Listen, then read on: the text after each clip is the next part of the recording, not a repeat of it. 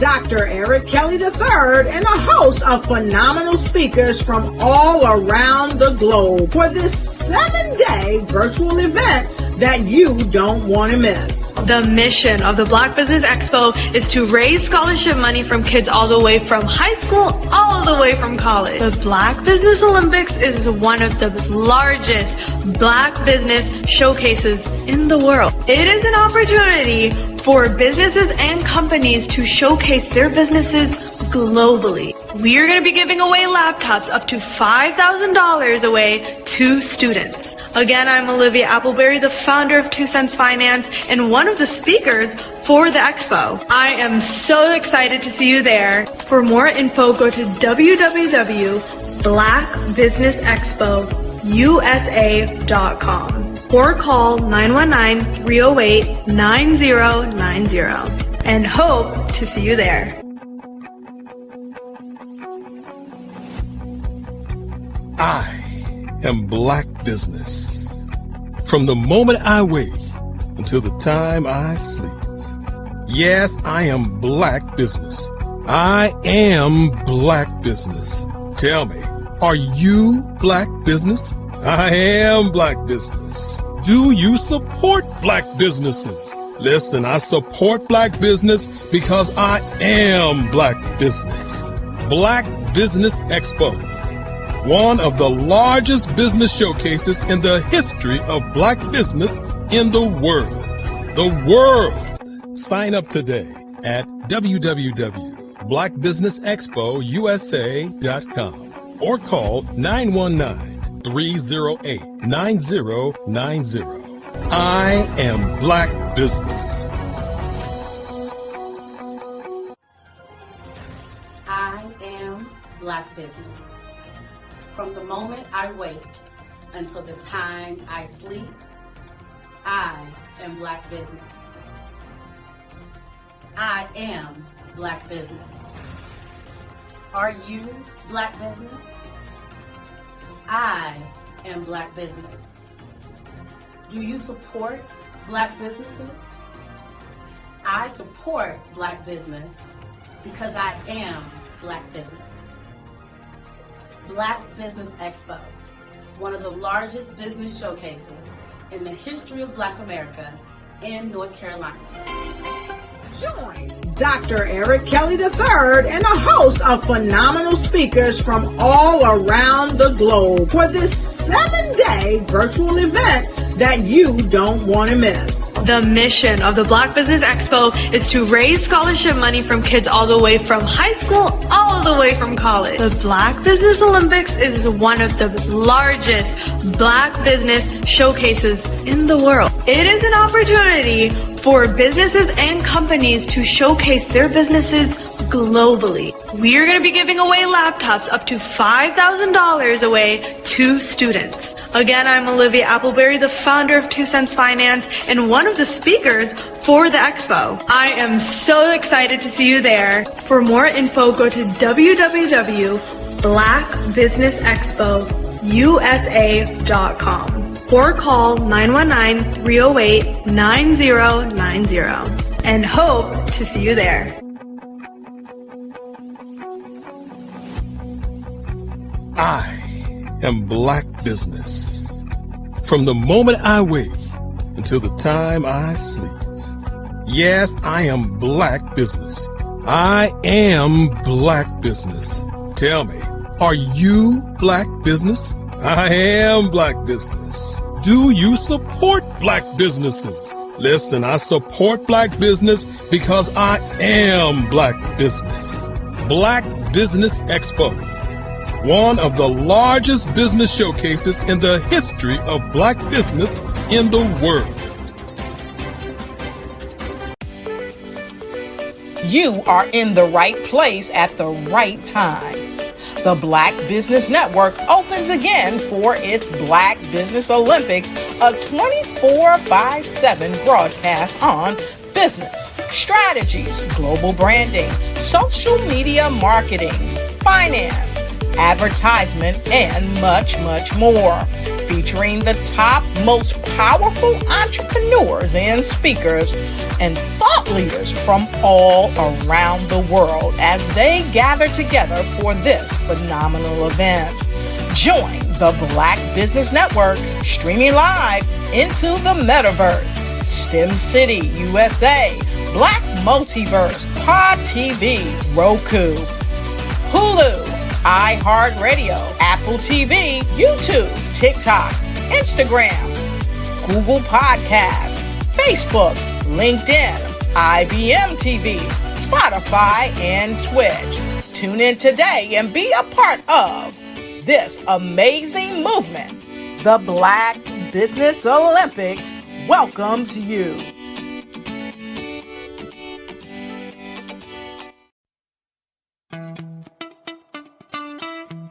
How many times have you been asked to help someone you didn't even know, a student, a business entrepreneur, or did you ever even ask, where did they end up?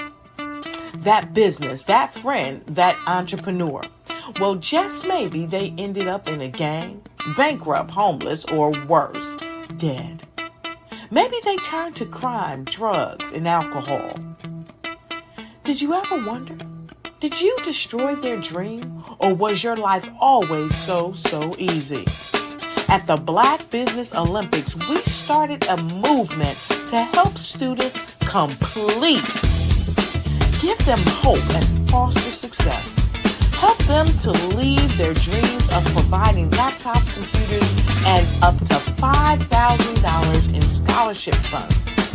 Today, we ask you to help a student, a business owner, or an entrepreneur to realize their dream by sponsoring them, supporting them, and buying from them.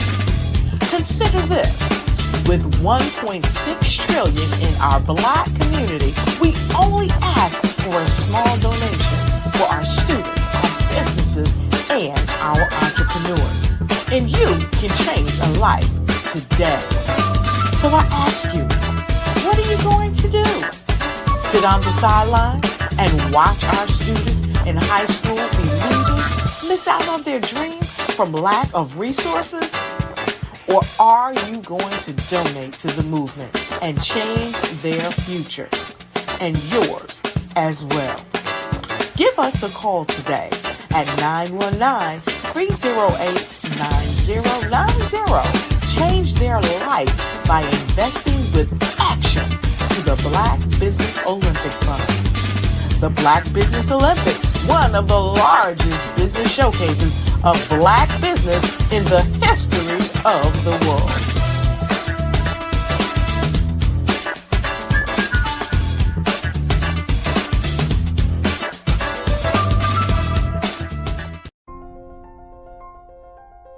What if you could build your own city? A place where every child can find nurturing people to help them achieve their full potential. A place where every adult can access job training support, where health education is abundant, where social justice ruled the land. A place without limitations. Welcome.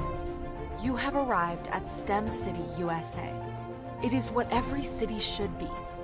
A safe and trusted community where you find people and resources to help you become everything you are and beyond.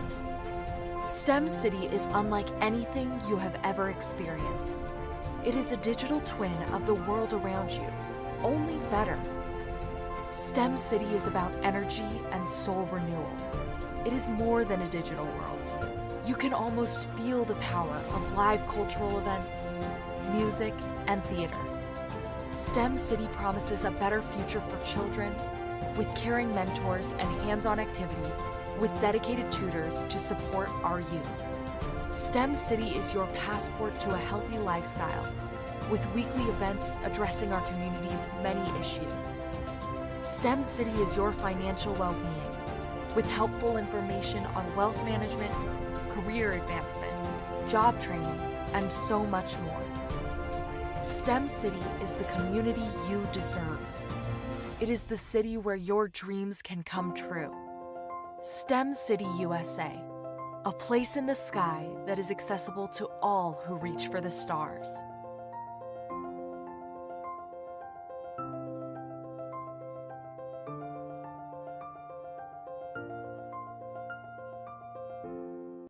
I'd like you to imagine with me, if you will, opening an app where you can collaborate with like-minded individuals from around the world, get inspiration and in-app tools to launch and grow your business, as well as share your knowledge and earn compensation, all in one app. Well, the name of that app is Truso, short for Truly Social. Hi, I'm Matthew Newman, the founder and CEO of Truso. A new concept in social media, Truso is designed from the ground up to be a platform that's both social and empowering for all its users. How exactly do we do that? I'm glad you asked. First, Truso brings the world together via video. Psychologists assert that video provides a significantly more effective connection than audio only. When you enter a community on Truso, you're face to face. Second, on Truso, you don't have to have 1 million followers to monetize. Our business model allows all hosts and moderators to monetize, no matter the size of your following, by 1, producing fee-based content, and 2, inviting others to join the platform as subscribers. Even more, Truso has an in-app resource library with over 100 free resources, forms, and documents to help you build your brand and grow your business. Third, Truso is inclusive. The deaf and hard of hearing communities make up 360 million people worldwide. Unlike audio-only apps, Truso embraces this community, providing a networking platform that allows them to participate via video and closed caption. We even have a deaf and hard of hearing foundation in the works as well. Fourth, Truso is both social and safe. We refer to Truso as a virtual extension of the beauty shop, barbershop, and brainchild of the community. A place where there's laughter, along with wisdom, growth-oriented conversation, and genuine connections in a safe space. Truso even has proprietary security to ensure we maintain a safe environment for everyone. Where are we at now? Truso is live, y'all. We've launched in beta, and we're acquiring users daily. We have an incredible development and marketing team, plus amazing celebrity influencers at the table, helping us spread the word around the globe, beginning within the African diaspora and beyond by creating a safe space for growth, connection, and collaboration. We're truly excited about Truso.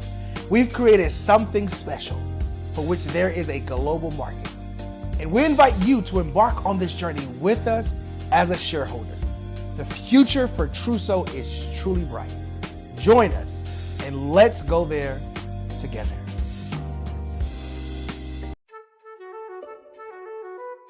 This is Dr. Arnold T. Petsworth. He's the owner of Petsworth Vet World, a veterinary clinic in Hopton, Connecticut. His patients include dog, cat, frog, fish, Goldie? dog, and this alpaca. Due to doctor-patient confidentiality, we can't tell you their names. Business at Vet World was steady, and then quarantine hit. Neighbors brought new four-legged friends into their homes. Bunnies. Bunnies everywhere. Dr. Petsworth welcomed these new patients with open arms. The only problem? There were more appointments than he could manage. That's when Dr. Petsworth turned to his American Express business card, which offers spending potential that's built for his changing business needs. He decided to hire a new assistant, Julio, and with spending power built for business purchases, he used his card to furnish a new exam room. Together, Dr. Petsworth, Julio, and American Express Business made sure all the pets of Hopton got the love and care they deserve. And everyone was happy. Get the card built for business by American Express.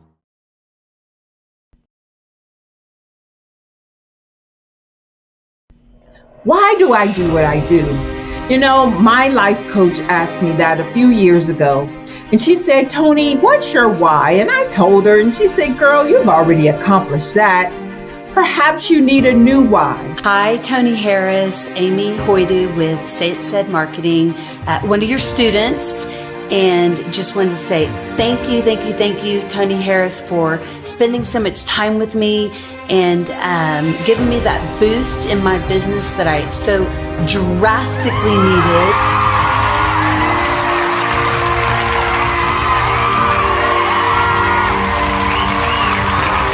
My why is to touch, move, and inspire my clients to take drastic steps to be better than they were before they met me. I'm a resource. I'm a connector. I want to help people build deeper relationships that are beneficial to their life and business. That's what I do best. So, first thing you got to do is show up. And speaking is a way to magnetically attract your ideal client to you. How many of you use social media that way? Absolutely. And this is how you look to the world. Drastic steps are the steps that are needed to be successful. And my business is drastic denotes a mindset. Getting out of your comfort zone. Doing something that you don't necessarily feel comfortable doing, want to do, but you know it's a necessary step to be successful in your business. I get the most satisfaction when I see my connections flourishing into relationships long after I am gone. Hi, my name is Jasmine Augustine with Media Jasmine, and I've joined several networking and referral groups in the area. And Network in Action Northeast Houston with Tony Harris Taylor is one of the best organizations that I've joined. I love that piece of what I do, and it is what fuels my fire.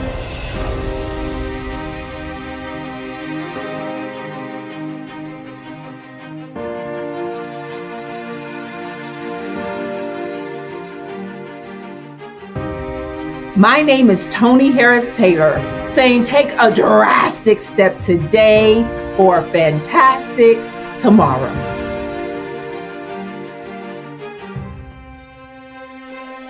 Let's get drastic, building relationships to get you known, get you connected, and get paid.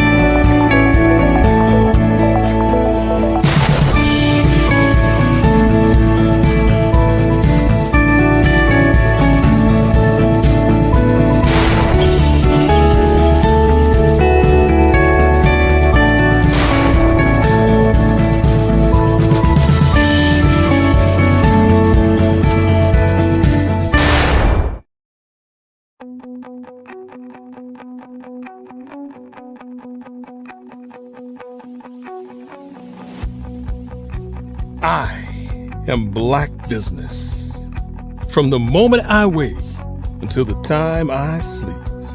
Yes, I am Black business.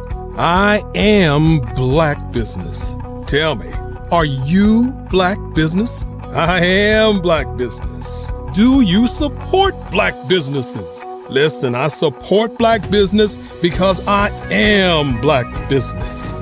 Black Business Expo, one of the largest business showcases in the history of Black business in the world. The world! Sign up today at www.blackbusinessexpousa.com or call 919-308-9090. I am Black business.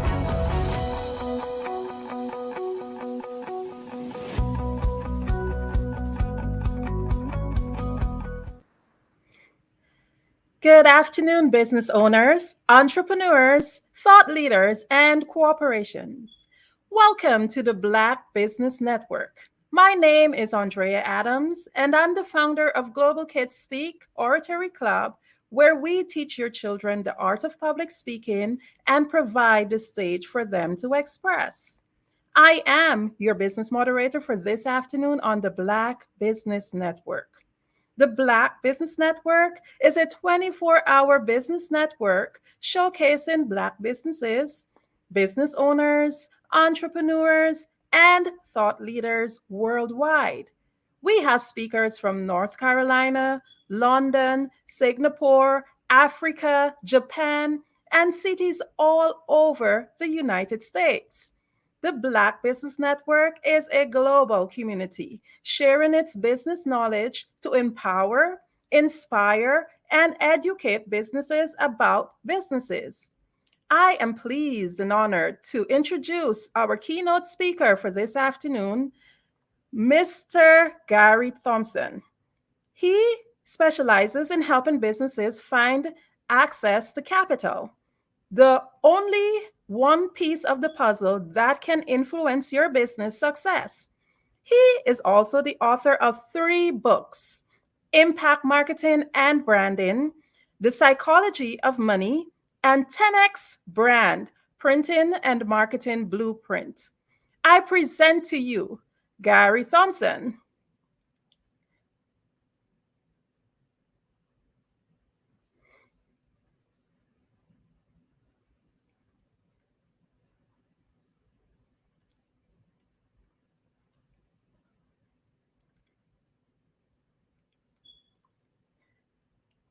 Welcome, Mr. Hello. Thompson. Thank you, Andrea Adams. I must say it's a pleasure to be here with you today. Thank you. It's a pleasure to have you. Genius is common, and I'll see you on the other side. Awesome. All right. I want to say hello to the viewers across the world. Welcome to the Black Business Network. As you're familiar, this platform is all about providing you with the content of information that is designed to help you to make better business decisions. Today, I want to talk about a pretty important topic for those rising stars in business. Today, I will talk about the MVO, and the MVO have different meanings to it. And what I will do today is to discuss it because of its importance. The MVO signifies your minimum viable offer. It signifies your most viable offer. It also signifies your maximum viable offer. Knowing this can be a major game changer for you as a rising star in business. But just before I get into today's program, I want to say that today's program definitely has been designed by Pitch Deck 101 LLC. To learn more about what we do, you can go to pitchdeck-101.com to learn more. Now, this program has been designed after working with rising stars in business for many, many years. And one of the things that we see is that many young rising stars in business, you have so many great ideas that is floating around your thoughts at the same time. And one of the mistakes that you do is to go to market with multiple viable offer. And because you're going to market with multiple viable offer, it's going to cost you more capital. It's going to cost you more human resources, more technical resources, and more needs. And in most cases, because you're a rising star in business, you don't have the wherewithal to sustain the multiple viable offer. So our focus today is on the minimum viable offer. And I'm going to be showing you how, by focusing on your minimum viable offer, the kind of competitive advantage that it will give you. Now, there's a couple of things that I want to explain about your minimum viable offer. First of all, it reduces the cost of doing business. Yes, understanding how to apply the concept that we call the MVO, your minimum or most viable offer, is going to significantly help you to reduce the cost of doing business. It will also help you to effectively manage time. And business time is money. And the more you know how to manage your time more effectively, is what's going to enable you to cash flow optimize. And the topic today will really help you to understand how to accomplish all of the above. A clear understanding of the MVO, your minimum viable offer, it plays a tremendous role in reducing stress. Because let's think about it. Starting a business and scaling a business successfully is one of the smartest ways to build wealth. But I must also say to you that it is not the easiest thing to do. So when you're not only doing one project, but you're doing multiple projects, it significantly adds to the stress. Focusing on the MVO, a single MVO, minimum viable offer, it helps significantly to bring down your stress level and puts you in that position of strength to be more successful in what you're doing. So these are some of the benefits in learning the MVO. I also want to say that this entire concept is written in the new book that we have just released, the book titled Master the Sales Communication Process. So, again, if you want to know more about the MVO, you can get a copy of the book Master the Sales Communication Process that will give you an entire outline of how this works. To get a copy of this book, you need to go to the website pitch deck, pitchdeck dash in the center 101.com. Navigate that site and you will get that copy of that book. Now, along with this, when you take the time to really understand the MVO, you will recognize that it is also a smart way to make market entry. Making market entry can be very tough, very costly. But when you understand what is the MVO and how to apply your minimum or most viable offer to growing and scaling your business, it allows you to enter the market and break into the market with greater ease. Additional benefits in learning the MVO, which we're going to be talking about shortly, it is a smart way to increase your business cash flow. And of course, you would agree, one of the main reasons you're in business is to cash flow optimize. Of course, this is only one of those reasons. Yes, you want to add value, you want to fix problems, you want to bring joy in people's face, but at the end of the day, you want to do this so well that it translates into massive cash flow. A true understanding of the MVO will also help you to accomplish this. Now, the last benefits that I'm going to share with you now is understanding the MVO. It will also increase your business success rate. All right. Now, I must do a disclaimer here. While we're talking about focusing on your MVO, your minimum or most viable offer, we're saying as a rising star in business, this is where you want to focus your attention because it's going to reduce your cost of doing business. It's going to save you time in doing business. It's going to reduce your stress level. It's going to give you easier access to enter into the market. It's going to give you a smart way to cash flow optimize, and it's going to enhance the business potential to be successful. Once you get past all of this and the business now start to cash flow, you can now begin to hire more people. You can now begin to look at multiple MVOs, minimum viable offer. But at the initial stage, you want to go to market with one. Now, in today's program, we're going to cover the definition of what is the minimum viable offer. We will also be covering things like how to apply the minimum viable offer. We will talk about additional benefits of the minimum viable offer, and we will have a call to action. So let's begin this by looking further at definition. Now, when we talk of the minimum viable offer, we're talking about the 1 in 10 factors of brand selection.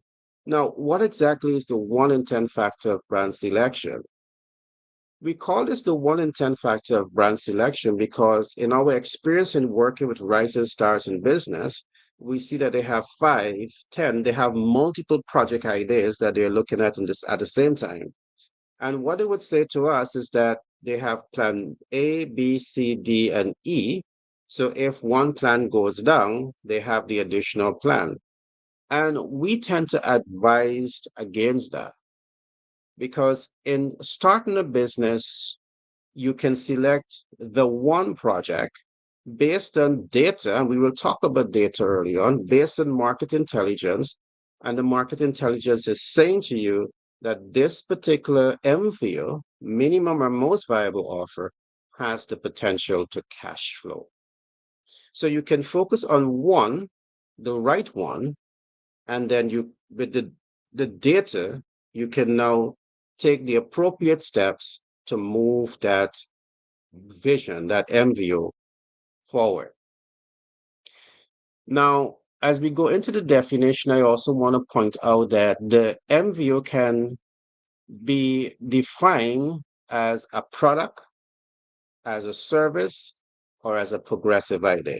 Your MVO can be defined as a product, a service, or a progressive idea, meaning that you're going to the market with one product, or you're going to the market with one service, or you're going to the market with a progressive idea, and you're now building a team of persons to support that idea.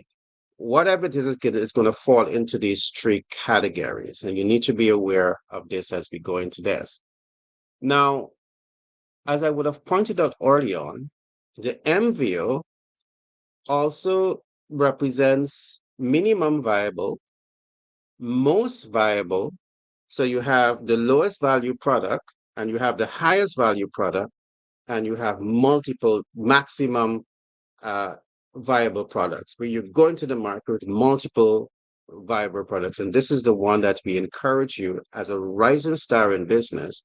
When you don't have adequate human resources, when you don't have adequate technical resources, when you do not have, you know, all of the necessary capital resources to move that vision forward, to go to market with either the minimum or most viable offer.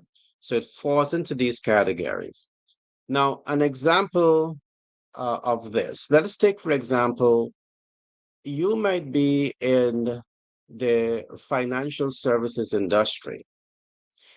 And as a specialist in the financial services industry, a rising star in this field, you might carry portfolios like credit management, debt management, equity acquisition, and the list goes on. So you have multiple platforms. So you're looking more like a global intermediary as against a boutique. It is advised in this particular case, as a rising star in business, that you want to see yourself as a boutique investor, meaning that you're focusing on smaller units. So in this case, you might be looking at things like how to elevate visibility around credit management. And it's a big pool here of people that needs support in credit management. In the United States of America alone, we have over 90 million persons that needs support in this regard. There are other areas that need services, but to justify why you're going to focus on this one is because the market size is big. Another example that I want to give in terms of the MVO, again, see yourself as a business consultant. Now, as a business consultant, you could be providing legal consultancies, you could be providing accounting consultancies, you could be providing market research consultancy. The pool is big. Now, let us suppose that because of your training, you have developed knowledge in all of these areas. But to effectively apply all of these knowledge without adequate human resources, one is going to cancel the other. So again, we are saying to you, as a rising star in business, even as a consultant, you need to make a decision to focus on one and give the one enough time, your talent, and your resources until it is fully elevated. It is cash flow and optimizing. At this particular time, you can now expand the scope of focus. Now, there's a great reason why I'm saying all this. The research is showing that 20% of business startups fail in the first year, 50% fail by year 5, and only 10% survive by the 10-year life cycle. Have you ever asked yourself the reason for this? The reason many persons work themselves into stress. You're doing multiple things at the same time. All right. You don't have adequate capital to move the process forward. You don't have adequate human resources, technical human resources to support in the vision moving forward. So because you're doing multiple things, limited human resources, limited capital resources, you cancel each one of them out. So when you focus on the one with the limited resources, that limited resources, once the analysis is done properly, should be enough to elevate that one to the point where it starts to cash flow maximize. And as you start to cash flow maximize, you're now able to invest into other areas of the business expansion. So I trust that I was clear here in terms of some of the benefits surrounding the MVO, knowing what is your minimum viable offer, knowing what is your most viable offer as against your maximum viable offer. Important concepts for you to learn, apply, and master. There are tremendous benefits in doing one at the initial stage. Master the one, cash flow optimize that one. And when that one would have significantly begin to cash flow, that you can now hire additional human resources, bring in the right technical resources, you have more disposable income, available to you. You can now start about to expand the vision. But there's a couple other things that I want to also say about the MVO to really ensure that you have a clear understanding about what I'm saying here. And this has everything to do with how you apply this body of knowledge. Now, how do you arrive at that point to say, this is my minimum viable offer, or this is my most viable offer, or this is my value proposition? How do you arrive at that point to say that this is what I want to do? Again, from the research that we are doing, it is showing that many rising stars in business, you get into the business, you get into the market without having a clear mental picture of what you're actually getting into. Now, when you do business in this way, you're also setting yourself up to fail. All right, there's a right and there's a wrong way to start and grow a business. And what I'm about to talk about now in starting any business is the foundation of starting any business. So to arrive at that point to know what is your MV, your minimum or most viable offer, you need to begin here. And I call it market research, market intelligence.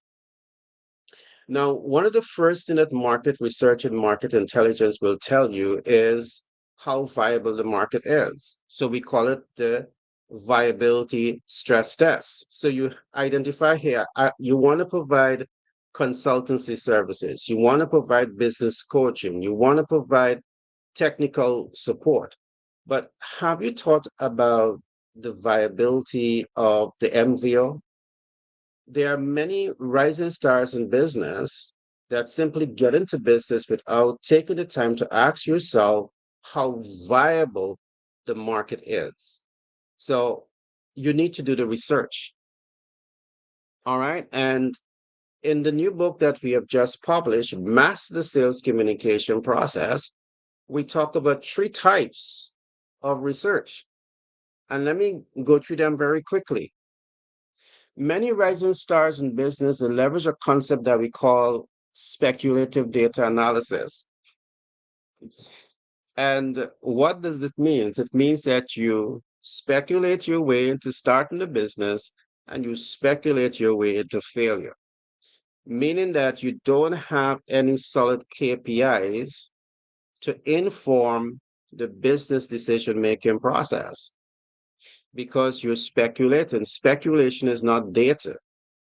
You speculate about who's your target market. You speculate about the needs of your target market. You speculate of the access point of your target market. You speculate about the ability of your target market to invest in your product. You speculate about the ability of your target market to invest in your product. You speculate about all of this.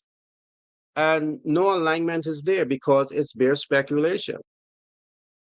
And we know this because we are working with young rising stars, we are working with business leaders across the world, and this is a common scenario that always pops up. All right. You want to be solid with data, you want to be solid with information. All right. So we call it market research. So you want to throw speculation out of the window. The baby and the bathwater here, you want to throw it out of the window when it comes to speculation and doing business. On the other hand, is what we call another type of research that we call secondary research. Now, secondary research stands on two spectrums. On spectrum one, you have updated data, and on spectrum two, you have outdated data. What I'm saying here, that when you are leveraging secondary data, you need to be aware that it could be one, updated, which means it's reliable, or it can be two, outdated, which means that it's completely non-reliable. And let's take, for example, you're starting a business in California. Why are you starting a business in California? Because you heard that there's a demand for a particular product. So with excitement, you decide to go and start that business, that operation. But the data that you have used was from 5 or 10 years ago. And the consuming population has moved from California over to Manhattan. But you didn't know that because you speculated you go set up business there. That's wasting time, is wasting money, is wasting effort, and is going to add to your stress level because you're using data that is outdated. Now, reliable data is going to say to you that this information is solid. So these are my target market. This is the size of my market. These are the specific needs of my target market. This is their access point. This is the disposable income. This is their ability to pay. So when you go to reliable secondary data, there is where you have this type of information. And that type of information really helps you now to develop your MVO, because your MVO, you know for sure, based on data, based on research, based on market intelligence, it is properly aligned to the market reality. Again, market research, market intelligence is so, so, so important. And the average rising star in business, you shy away from market research because in your perception, if it's not speculative data that is costing you nothing and it's secondary or primary market research that's going to cost you a lot of money, you prefer to go to the speculation. And here is where you're going to fail. Private equity investors, any genuine type of investors that want you to be successful, they are not going to support you if you're going to come to them with speculation. You have to come to them with solid data. So let's talk about primary data analysis, primary market research. Primary market research is different. Here is where you and your team makes a decision that before you develop your minimum viable offer or your most viable offer, you want to be certain that there are consumers for this product or service or progressive item. So what you do, you go to the market and you start to knock on doors and you start to build relationships and you start to say to people, this is a value offer that we have. The research is showing that millions of Americans need support in debt mitigation. Let's suppose you buy a mortgage and the mortgage has a 30 years life cycle. Many persons are struggling with that. Along with that, many persons believe that they're paying high for their mortgage debt. So you and your team now develop an MVO, minimum and most viable offer, that say, okay, this program can give you the best approach to manage debt. Why? Because if you're paying $100 per debt, we can reduce it to $50. So you're saving 50%. And the ability to save 50% on the debt cost perhaps might be music to your audience, but you don't know that. So you go to the market and you pitch your value offer, you pitch your MVO, and you start to see the level of buying that you have. So you know who you're identifying your target market, you identifying the size of your market, you identifying the ability and the willingness of the ideal client to pay for that products and services that you're offering. And the only way to know if your business is viable is by doing this. Yes, it sounds like a lot of legwork, right? But you don't have to do it all on your own. You can appoint the right mentor, the right coach, the right support community around you to help you move your vision forward. So that's about, we talk about the three types of research. Throw speculation out of the window. There are a lot of people that are using speculation as an expert opinion on market realities. And if you're using speculation, you're going to hurt yourself. You're going to hurt other people. And that's the last thing that you want to do when you want to grow and expand and reach your full potential as a rising star in business. We talk about secondary data, we talk about the two spectrums, and then we talk about primary data. Primary market research can be capital intensive because, again, if you don't have the right network, you have to pay 50 persons, 100 persons to come out with you, go knock on doors, fill out questionnaires, and build that rapport with the community. I would always say that the cost justifies the end results because just by doing this, you have a database of persons who are likely to be your consumers. So even before you start developing and refining your minimum viable offer, you know that this MVO has demand based on the research. So you have 100 persons going to the market, each one of them on a daily basis is capturing 10 persons. Guess what? At the end of the day, you have 1,000 persons. At the end of a week, you have 10,000 persons, and that kind of data can really help you to make informed and educated business decision. Some may say, yeah, that data thing is tough. I prefer to speculate. If you speculate, you're going to keep hurting yourself. Now, I want to say this also. Put aside the hard work. Let's look at the cost. There are smart ways in which you could bring down the cost of getting the market intelligence before developing your MVO, your minimum and most viable offer.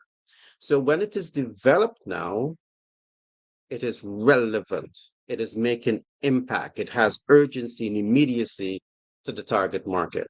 So because it has urgency, immediacy, is relevant to the target market, they have the ability and the willingness to pay for your products and services.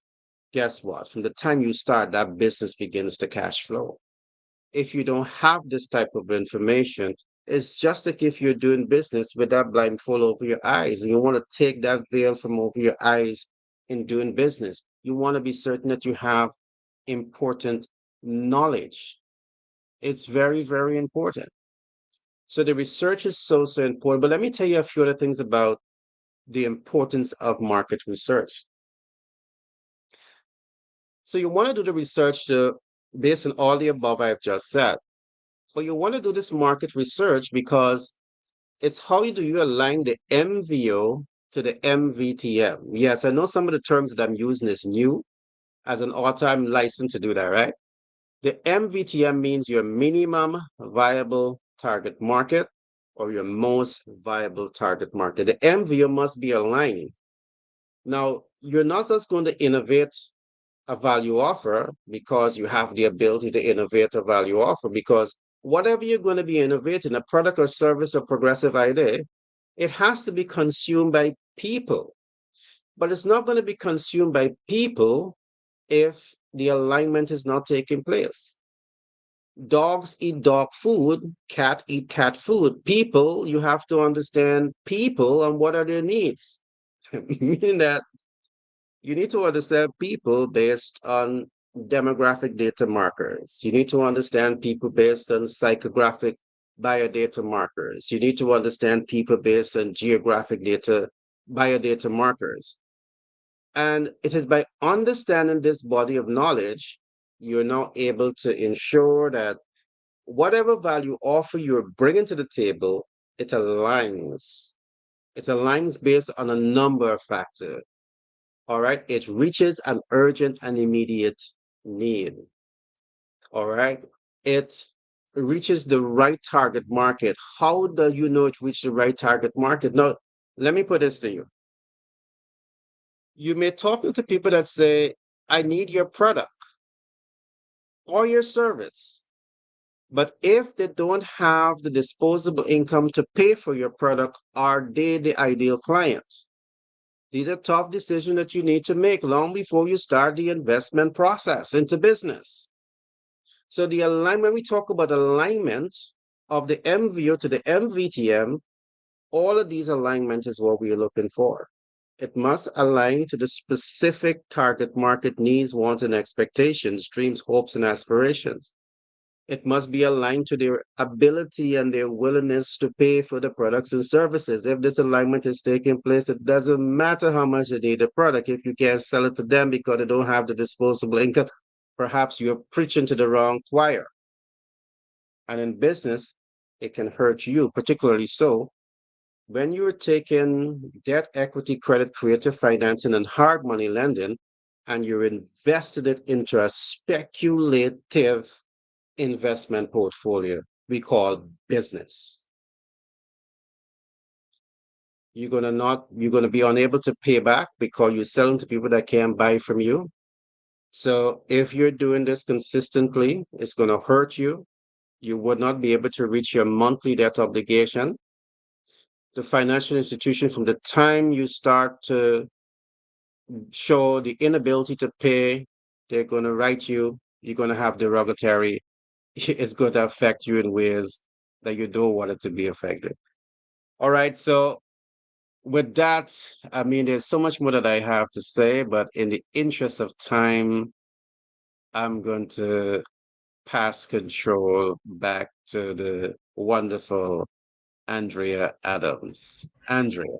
Well, thank you so much, Gary. Oh my goodness, that information is so important, and I'm sure that the audience would like to learn more.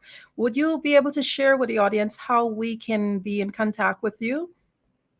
Oh, yes, certainly.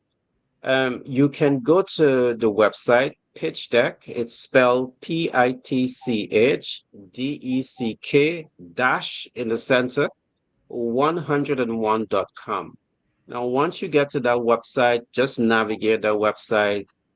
Our telephone numbers are there, the books are there, we have videos there. You can go there and get some free books also. So Pitch Deck 101 dash in the center 101.com is the way to contact us. Well, audience, you heard him. We know how to get in contact with Mr. Gary Thompson. Thank you so much. Genius is common, and I'll see you on the other side. Bye bye.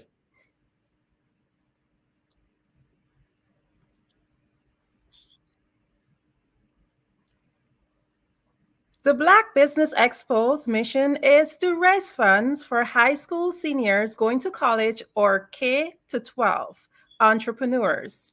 The expo is a fundraiser for students. You may go to www.blackbusinessexpousa.com to donate to the scholarship fund, or use the Cash App that's on the screen below and say, our goal is to give laptops and up to $5,000 to 10 students. Students can register online at www.blackbusinessexpousa.com. Every dollar counts. So we want to remind you to donate to the scholarship fund. We want to thank our Black Business Expo sponsors for July 2023. NC100, Moody Capital Partners, Suede Soul, Lotus Rich Coaching and Training. Carolina, Virginia, Minority Supplier Development Council. Step Management, BHS and Associates. Margie McLean Foundation, Inc. Genius is Common. Earth Essentials. Maylene Chennai Global. Executive Women's Success Institute. The Quality Coaching Company. Superwoman Business Services. Creative Force Studios. Lee Entertainment. Artistic App Design. Black Business Expo USA. Genius is Common. And I'll see you on the other side. Hello, this is Israel, and I am CEO of Daydreams Interactive and author of Princess Planet. So, genius is common, and as a kid, I loved to daydream. Even as an adult, I loved to daydream. And when my daughter became 6 and loved princess characters, but we just could not find the diversity that showed her, we created our own characters.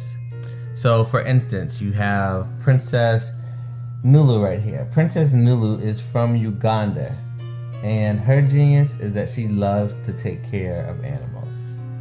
She can actually even listen and hear what they say. And then we have Princess Isabella right here. Princess Isabella, she's from Cuba, and her genius is biochemistry. One day she hopes to eliminate disease.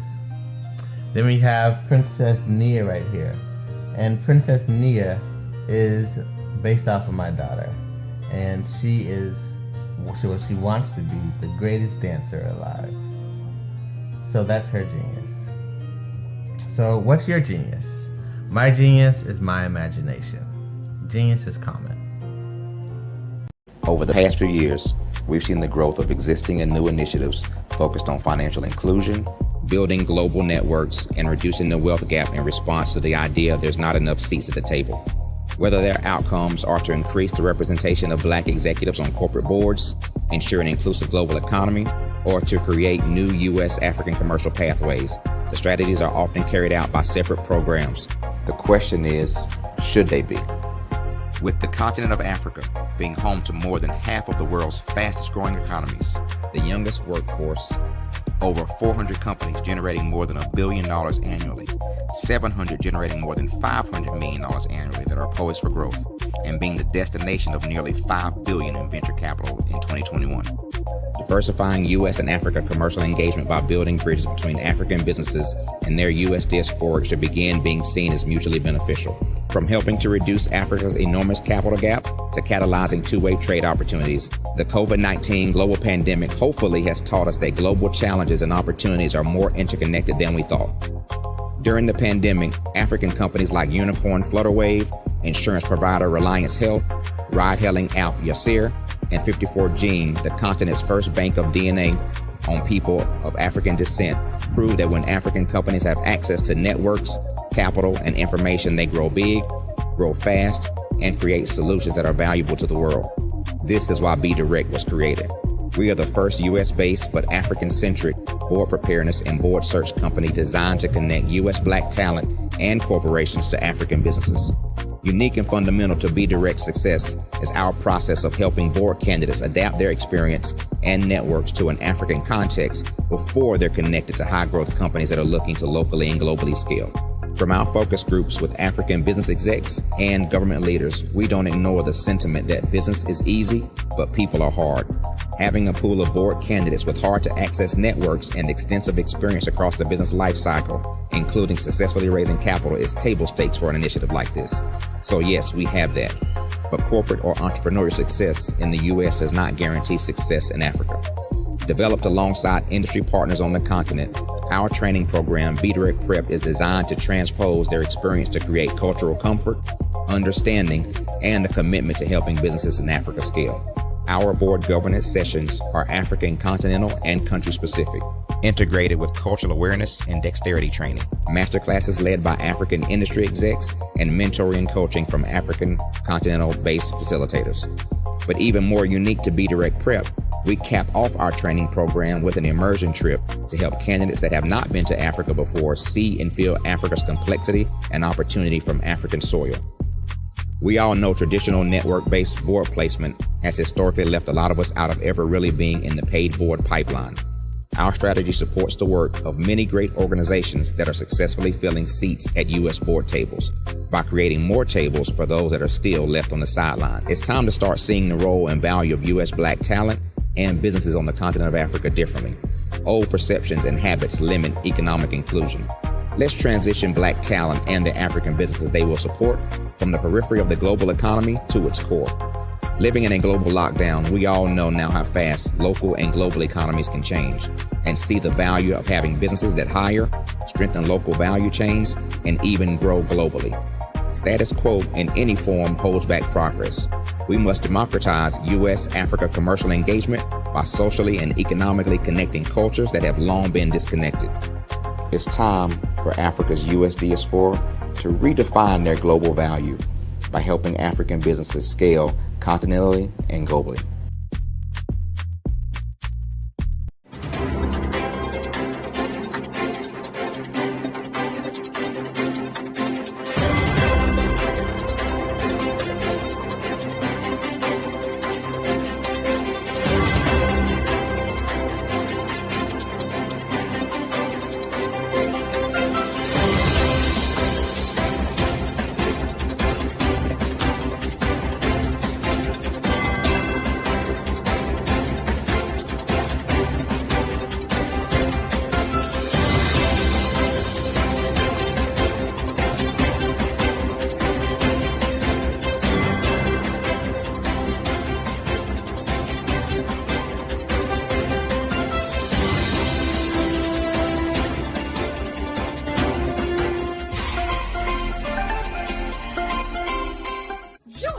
Dr. Eric Kelly III and a host of phenomenal speakers from all around the globe for this 7-day virtual event that you don't want to miss. The mission of the Black Business Expo is to raise scholarship money from kids all the way from high school all the way from college. The Black Business Olympics is one of the largest Black business showcases in the world. It is an opportunity for businesses and companies to showcase their businesses globally. We are going to be giving away laptops up to $5,000 away to students. Again, I'm Olivia Appleberry, the founder of 2 Cents Finance and one of the speakers for the expo. I am so excited to see you there. For more info, go to www.blackbusinessexpousa.com or call 919-308-9090 and hope to see you there. I am Black business. From the moment I wake until the time I sleep. Yes, I am Black business. I am Black business. Tell me, are you Black business? I am Black business. Do you support Black businesses? Listen, I support Black business because I am Black business. Black Business Expo, one of the largest business showcases in the history of Black business in the world. The world! Sign up today at www.blackbusinessexpousa.com or call 919-308-9090. I am Black business. I am Black business. From the moment I wake until the time I sleep, I am Black business. I am Black business. Are you Black business? I am Black business. Do you support Black businesses? I support Black business because I am Black business. Black Business Expo, one of the largest business showcases in the history of Black America in North Carolina.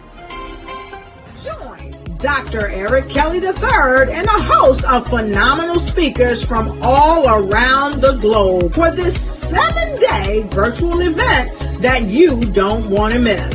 The mission of the Black Business Expo is to raise scholarship money from kids all the way from high school all the way from college. The Black Business Olympics is one of the largest Black business showcases in the world. It is an opportunity for businesses and companies to showcase their businesses globally. We are going to be giving away laptops up to $5,000 away to students. Again, I'm Olivia Appleberry, the founder of 2 Cents Finance and one of the speakers for the expo. I am so excited to see you there. For more info, go to www.blackbusinessexpousa.com or call 919-308-9090 and hope to see you there. I am Black business. From the moment I wake until the time I sleep. Yes, I am Black business. I am Black business. Tell me, are you Black business? I am Black business. Do you support Black businesses?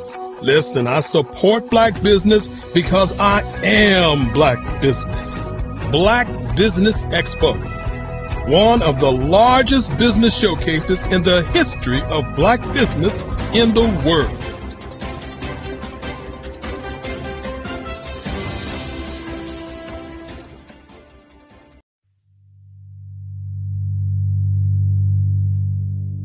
So what we have to do is when we get in a spot, we need to create some spots for us.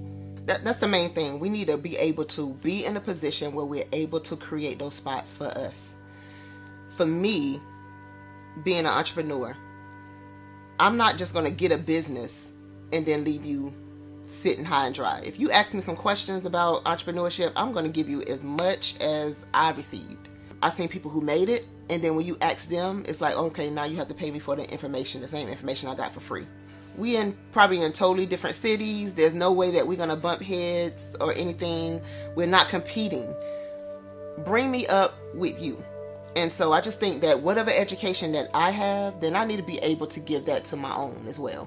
So create the spots. You can create the spots when you get there.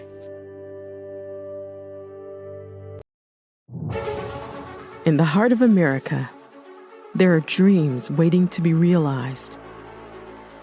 Dreams of owning a home, creating a haven for families, and building a future. Yet, there are 13 million mortgage-ready home buyers and nearly 20 million renter households who have the credit and income to qualify for a mortgage but remain left out of the home buying process. These potential home buyers are in urban and rural America, where dreams should flourish. The big banks, the giants of finance, have all exited the mortgage lending business, decreasing their lending footprints across America. They are no longer present and active in these communities. Instead of offering opportunities for home ownership, some of these banks have chosen a different path. They have decided to become mega landlords. They have chosen to invest billions of dollars in rental homes, leaving potential home buyers with fewer options and stuck in a cycle of renting without the chance to build equity and create a legacy for their families. Here is the shocking truth. A report issued by the Home Ownership Council of America revealed that if lenders were to step forward and serve this underserved market, they could conservatively increase their loan volume by $1.5 trillion. $1.5 trillion. This is $1 trillion business opportunity, ripe for the taking.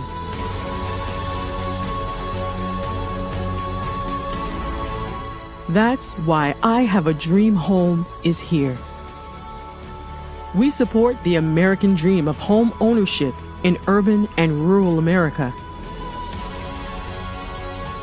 We believe in the power of social consciousness and the impact it can have on people's lives. Investing in urban and rural America is not just good business sense. It's a moral imperative. Our mission is clear. Become the go-to mortgage lender in these communities. Create a pathway to home ownership for all Americans. Breaking the cycle of poverty by empowering families to build wealth, stabilizing our communities, and taking pride in our country. I have a dream home.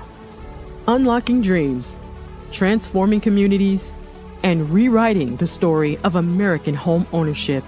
For more information, scan the QR code or visit our website at www.ihaveadreamhome.gold.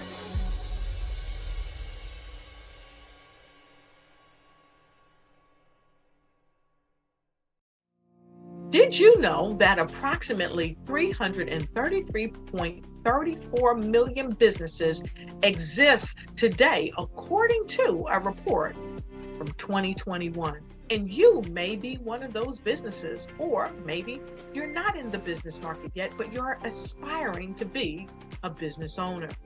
Well, guess what?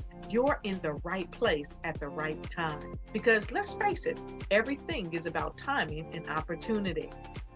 Hi, my name is Dr. Lotus Richey, and I'm the CEO and founder of the Lotus Richey Coaching and Consulting LLC, along with the Lotus Richey Ignite Show. 15 minutes of success with Dr. Lotus Richey, as well as books to boom your business and bring who you are. And today, I want to bring this amazing message to you about the Black Business Network and the Black Business Olympics. See, the Black Business Network and the Black Business Olympics is designed to help people just like you, that's right, that look like me, to take their business to the next level. Not just in your front yard or your backyard, but globally. The Black Business Network and Black Business Olympics is designed not to just help you survive, but to help you thrive. So join us today as we come together with businesses all around the world to support our students, our children, our young teens, our young entrepreneurs. What we do is we come together to help raise funds for students who are aspiring to be business entrepreneurs, who are aspiring and who are thriving in college. We endow them with a wonderful opportunity to gain scholarship of either a laptop or several thousands of dollars. And we invite you to help be a contributor to this amazing opportunity to help someone that looks just like you. So join us today at our website and let us connect with you and help you ignite and take flight in every area of your life on the Black Business Network and the Black Business Olympics. I'll see you on the other side.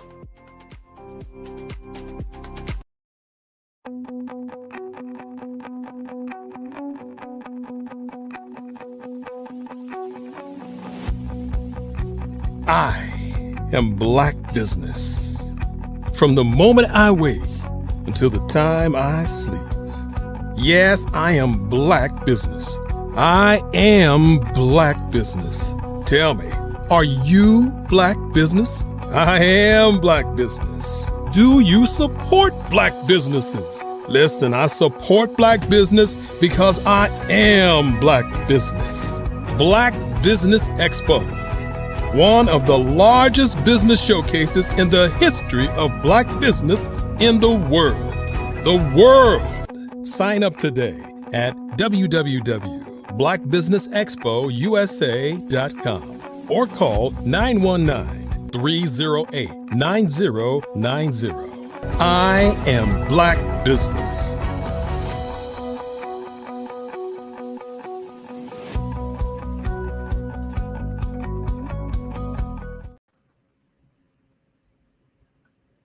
Good afternoon, business owners, entrepreneurs, thought leaders, and corporations.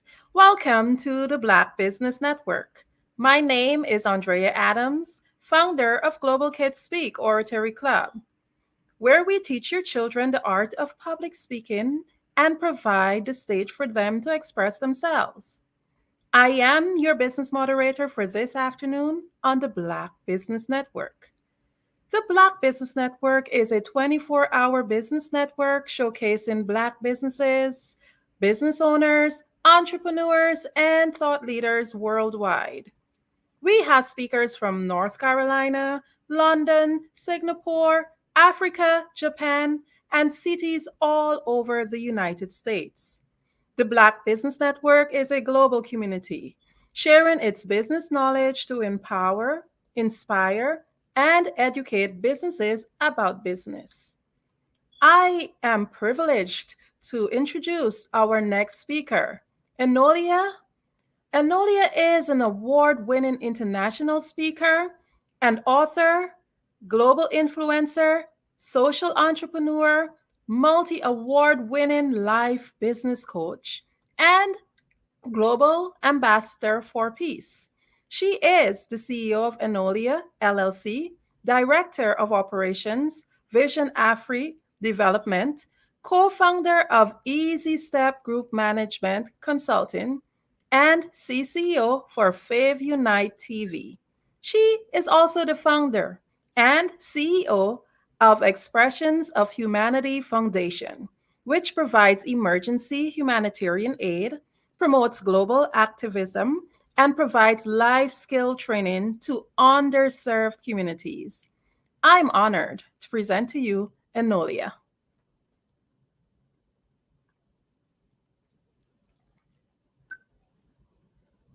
Thank you so much for that wonderful introduction, Andrea. I truly appreciate it. Well, thank you for gracing us with your presence. Genius is coming, and I'll see you on the other side. Thank you so much, and welcome, and it is great to be here. I am here to speak with you about Vision Afrique Development. Vision Afrique Development is an NGO, and their purpose is that they are dedicated to supporting the implementation of projects to help change the vision and future of Africa. I'm coming to you right now from Angola, Africa, and I want to speak with you about how I, as a New Yorker, ended up here in Angola, Africa, and introducing Vision Afrique Development to you. So Vision Afrique is also dedicated to implementing the Agenda of 2063. And the Agenda of 2063 is basically ourselves working with the African Union and other stakeholders to support the implementation of significant projects which are listed on Agenda 2063. So this will include mobilizing and implementing projects like high-speed railway, hydropower, internet services across the complete continent of Africa. They will be working, and we will be working in conjunction with the African Union. And just to share who and what the African Union is, the African Union is the 55 continents of Africa working together to implement these key and sustainable projects that are listed on Agenda 2063. So Agenda 2063 is the long-term development plan that is aimed at transforming Africa into a prosperous, united, and peaceful continent with the focus of economic growth, sustainable development, and good governance. And it was agreed upon by the African heads of state and government in 2013 through the 50th anniversary solemn declaration during the commemoration of the 15th anniversary of the Organization of African Union, or OAU. So let's talk about what Vision Afrique brings to the table as a company. So first, you've just heard that we support the implementation of the Agenda of 2063. And second is that we encourage the involvement of all Africans on the continent and in the diaspora. We want you to take interest and get involved with issues of African development, including investing in Africa and taking up residence or citizenship, encouraging African governments to welcome returning Africans and providing them with land to conduct their business and contribute to the development of the continent. So we are encouraging and looking at people who have projects, people who have businesses that want to extend their business here on the African continent. If your project or your business has been looking to expand and you're not quite sure what to do, then Vision Afrique Development is who you would engage. We are also looking for helping to redefine and redirect Africa's development direction. In helping to redefine and redirect the development direction towards independence, we want to help focus it on self-reliance and the creation of single African economic bloc that will trade within itself and the rest of the world as a single entity with harmonized trade and investment policies across the continent for uniformity and consistency in Africa's economic relations with the rest of the world. Vision Afrique is also promoting regional integration. We work towards promoting regional integration by advocating for the removal of barriers to trade, improving transport infrastructure, and promoting cross-border cooperation among regional economic communities. These are key goals that we have and that we've embraced in order to impact the African continent. Our projects aim to provide multi-facility economic zones, development and eco-smart villages, micro-cities, construction of agrovoltaics, development of new conscious learning centers, development of agricultural farms, development of aqua farms, industrial development, and leisure and wellness centers. Africa is home to more than 12 billion people, of which half will be under the years of 25 years old by 2050. It's a diverse continent offering human and natural resources that have the potential to yield inclusive growth, eradicate poverty in the region, with the world's largest free trade and the 12 billion person market.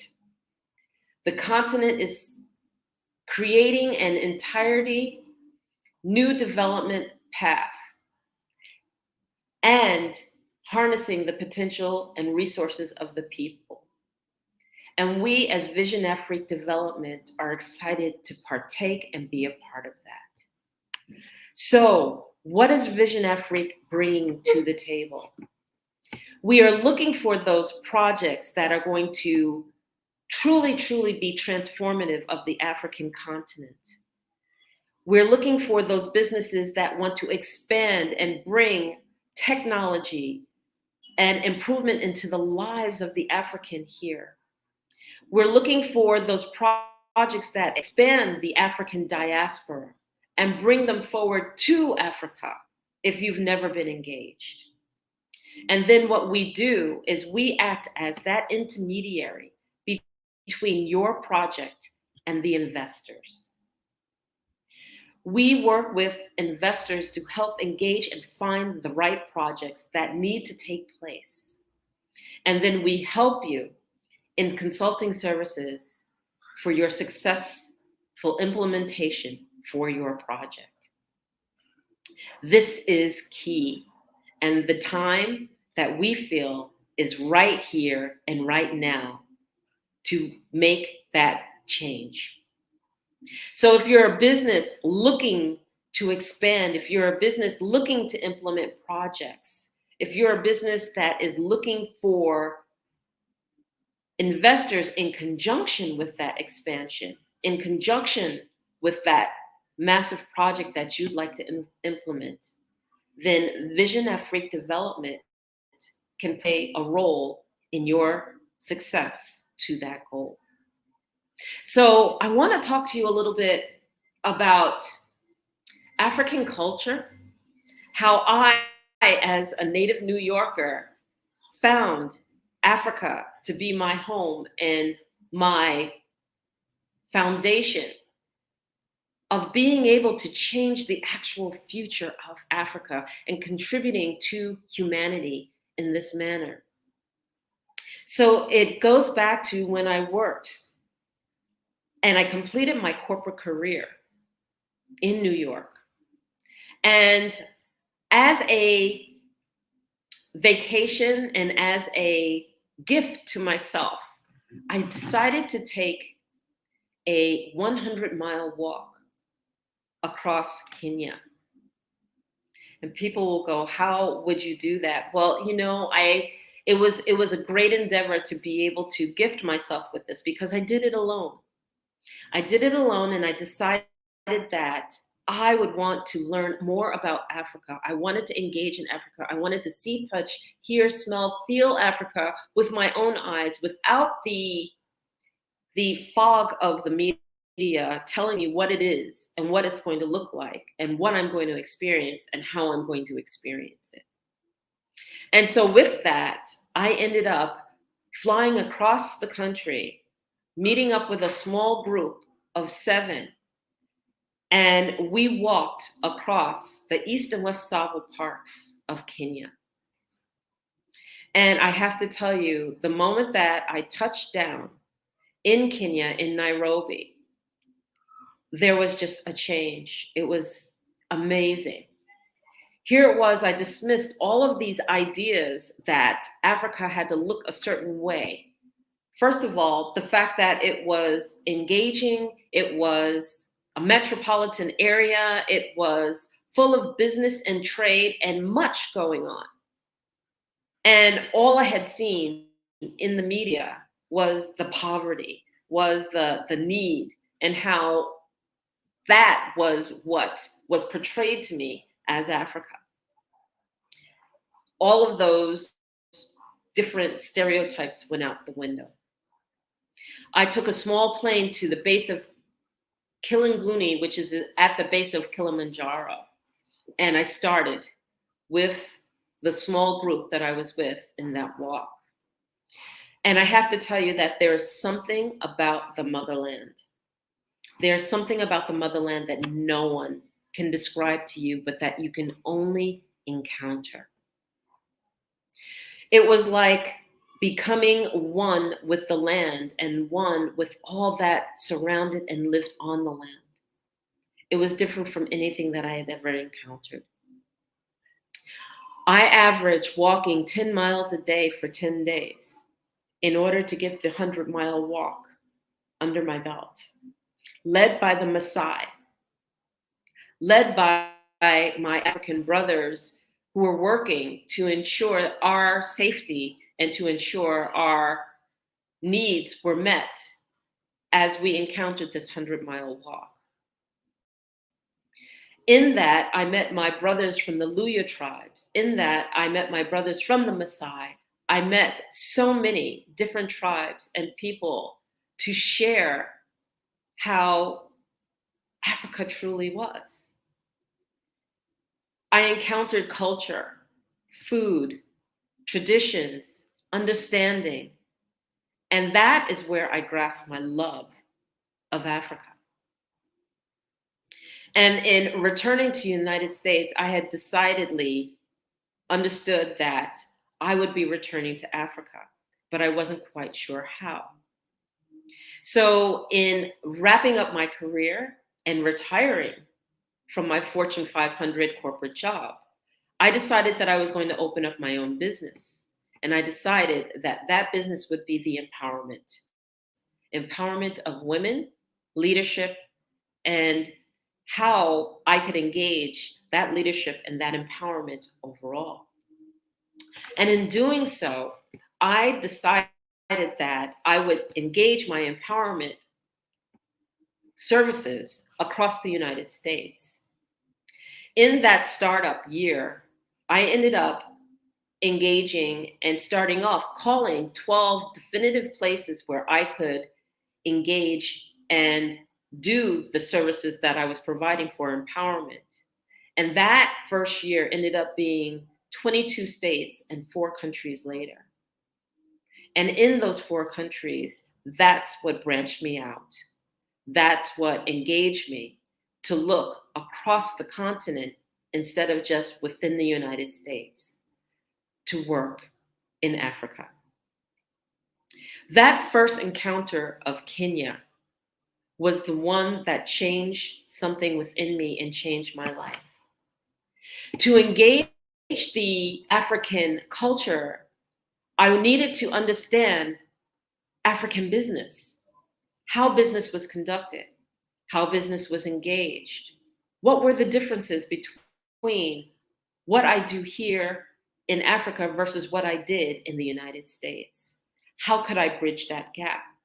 All these aspects are aspects that were engaged, encountered, and learned, where I had to deep dive into the learning curve and decide and focus on the fact that I was going to understand African business. And in understanding African business, I needed to understand what presidents were in place, what politics were going on, how were these impacting business, how was business conducted differently, how was the particular area that I was focused on and interested in going to prosper, how was it seen through African eyes, the various different areas that could improve humanity. That included clean energy. That included healthcare. That included a plethora of different things that I could engage and come up the learning curve. And in doing so, I started seeking out people. I started seeking out and widening my network. And one of the things that you will come to understand and to learn when engaging and widening your net to cast it between the United States and in Africa is that you must expand your network. And in engaging and utilizing the network that I had, I would call and I would just introduce myself and I would just have a conversation. And in having that conversation, I met the Honorable Her Royal Highness. I met Her Royal Highness, and I also met Dr. Sebastian Kopulande, Her Royal Highness Winfried Katanga, and engage them in conversations in terms of what I was doing and what I was looking to do and how I was looking to contribute. And in befriending and learning what they did in Vision Afrique development, I knew that it would align. These were 2 leaders that were putting 150% into the development of Africa. They were ensuring that when technology was prospering and when technology was reaching its peak, that they could engage and look at projects that could land in Africa and raise the knowledge base, the living, the attaining of that technology, of that project here on the African continent. So meeting them really, really just broadened everything, and it opened doors. It opened doors to understand how business was conducted. It opened doors into understanding how the culture was different. It opened doors into understanding what I needed to do to align my business and align my goals and align what I wanted to do.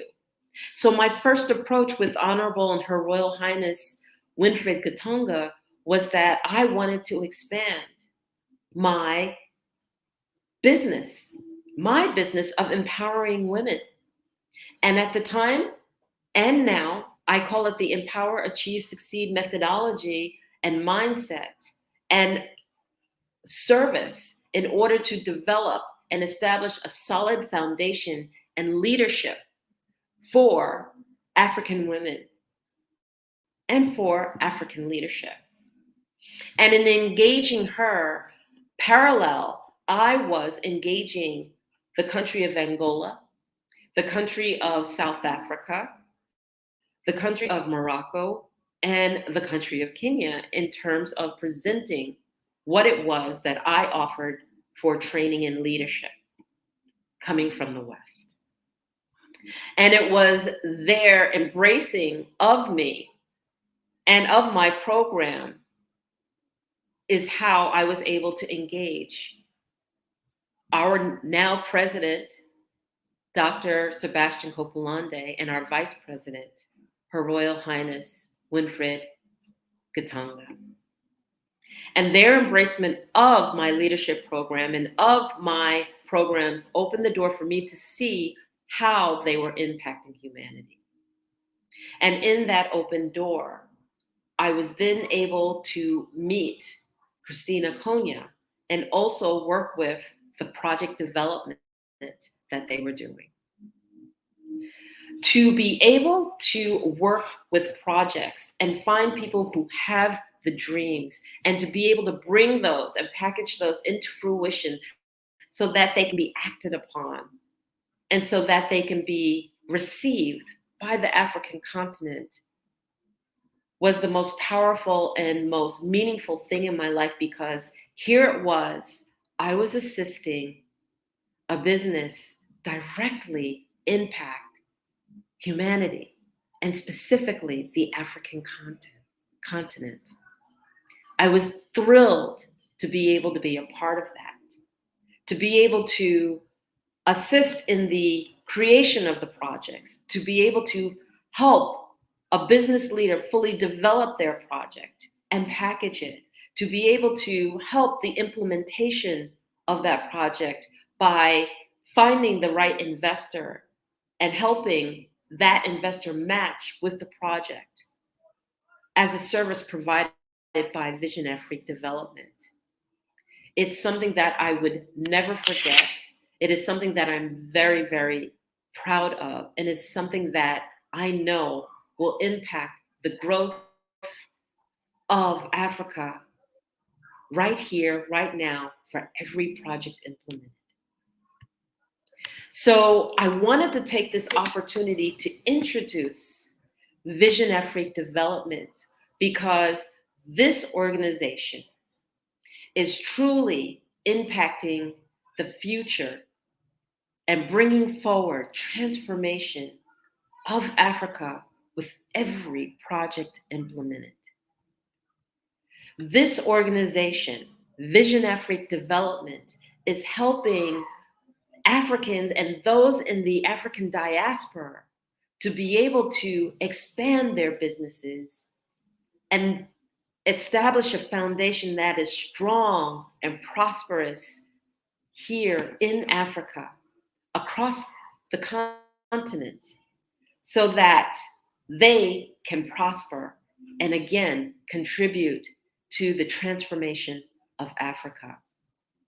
It is an absolute wonderful thing to be able to directly contribute to Africa, its growth, its transformation, its leadership, in networking with governments and introducing governments to the projects, and working with leadership to directly impact the lives that are here on the African continent as well as in the African diaspora. We are the future. And the future is only what we make it. We grow and we prosper by working together because we are stronger together. And one other component I want to mention before wrapping up is that Vision Afrique Development has also found a place for the entertainment by calling artists and helping African artists that are looking to expand and grow because they are emerging artists, and helping them bridge that continental divide by being able to work with various organizations like Fave Unite TV, and basically allowing that bridge to take place between the African artists and the American cable company. And I correct that, not the American cable company, but Fave Unite TV, a DOTT streaming company that allows video streaming, pay-per-view, and OTT live TV and broadcast, and bridging that continental divide and allowing those emerging artists to be able to be heard, to be seen, and to be acknowledged throughout the world. So, with that said, Vision Afrique, again, is dedicated to the support of implementation of projects here that transform the African continent and its future. We welcome investors who are looking to invest in those projects. We welcome business owners. We welcome individuals who have a business vision.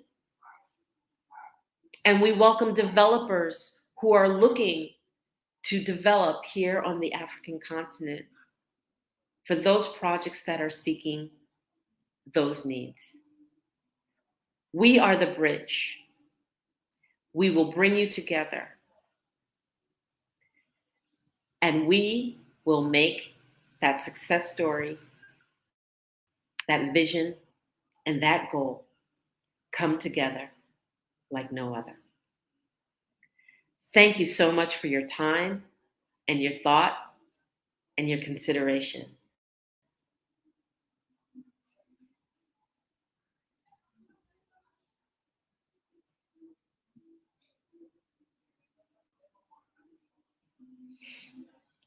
Thank you. And I will field any questions there might be regarding Vision Afrique development. Oh, yes, and one other thing. Let me tell you how we can be reached. We can be reached, and you can check out the Vision Afrique website at www.visionafriquedevelopment.org. That's www.visionafriquedevelopment.org. And I can be reached at Enolia at visionafriquedevelopment.org. Again, that is Enolia, Enolia, at visionafriquedevelopment.org. Thank you so much. I appreciate your time, and I'm here if you have any questions. Well, of course. Well, thank you so much for all of that information, Enolia. I have a question. So you mentioned about corporations and people with vision and stuff being part of the project. Can you state to us more clearly, as an individual who may not have like a specific goal, how can they contribute? How can they become part of it? Okay, so everyone has a dream. And I always love to say, dream up, beautiful dreamer, you'll be dreamt. And so no dream is too grand and no dream is too small, right? So if you're one of those people that are out there and you're an entrepreneur and you've always wanted to, let's say, create a building and house a specific business in that building. Maybe it's a restaurant, maybe it is teenage pregnancy, maybe it is something that you've always had your heart set on. and you're not quite sure how to fully develop that. So it's that individual we welcome also, along with big corporations or the ones that have the grandiose and well-established businesses. It's not too small to work with an individual, and it's not too big to work with a corporation, but you've got to want something. What is it that you want to contribute to humanity? And what is it that you want to contribute to the African continent? We are African continent focused for the implementation of projects, but we are open to the diaspora to bring forward that. Okay, wonderful. Can you share with us what projects might be current right now? Any big projects that you are working on? So we love working with big projects, and some of the projects that we are handling right now are agrivoltaics, which is solar farm, but not just the solar farm of bringing, because yes, it's hot in Africa, but the agrivoltaics, agra is the agricultural aspect of it. So think about that solar panel that you have that farm of, right? You have, let's say, a sea of solar panels. And what are those solar panels doing? They're conducting energy, but they're also creating shade, right? And the fact that you can grow food underneath the solar panel, and then therefore you can create it such that the solar panel not only attracts, but when it rains, it's going to be a container and capture of water. And that water is going right below it, right beneath it, in order to grow the food. And so it's not only that you can create the whole solar farm, but that you can create all of the food and clean food that you want right below that solar farm. So that's one of the projects. Another one would be, let's say, hydroelectric power. Okay. And also hydroelectric power in the respect that we're generating energy. So another way of generating clean energy versus the fossil fuels and burning of fossil fuels that hurts the atmosphere. Another one might be, another one of them that we are actually looking at is, or that we're actually working with, is the desalination of water. So taking salt water to clean water. Okay, and then allowing that water to be distributed all throughout the country and the countryside so that clean water is afforded to those who are in need of clean water and businesses that are in need of clean water. So these were projects brought to us, and these are projects that we're actually looking to work with. And another one of my favorites, and one that I got to contribute to, is we all know about MIT on the other side, but AIT, Africa Institute of Technology, bringing and creating a school that are innovators from Africa, so that, you know, right now when we come up in the West, we look to go to the Big Five or the Big 10, the Harvards, the MITs, the da-da-da-da-da. Well, we need that here in Africa. So we're creating that here in Africa. We want the innovators, the inventors to come here in Africa and be able to create and invent and align with businesses and allow them to bring their inventions to fruition and solve some of the biggest problems that are here in Africa that governments are facing. So we're welcoming innovators, we're welcoming inventors, we're welcoming everyone. We're welcoming those who have that creativity, that idea, and that want to be. Okay, so what you're saying, your organization is basically open to a vast variety of ideas. Yes. Okay. Another question I do ask, would you just allow like sponsorships? Is there room for that? Okay, sponsorships, yes. That would be right alongside with our investors. So yes, we would. So what it is you need to engage us and have that conversation. Share with us your idea, and we will look to see where we align and where it makes sense, where we align. And that's the key, is to find the common ground where we align, so that it is a win-win across the board. Okay.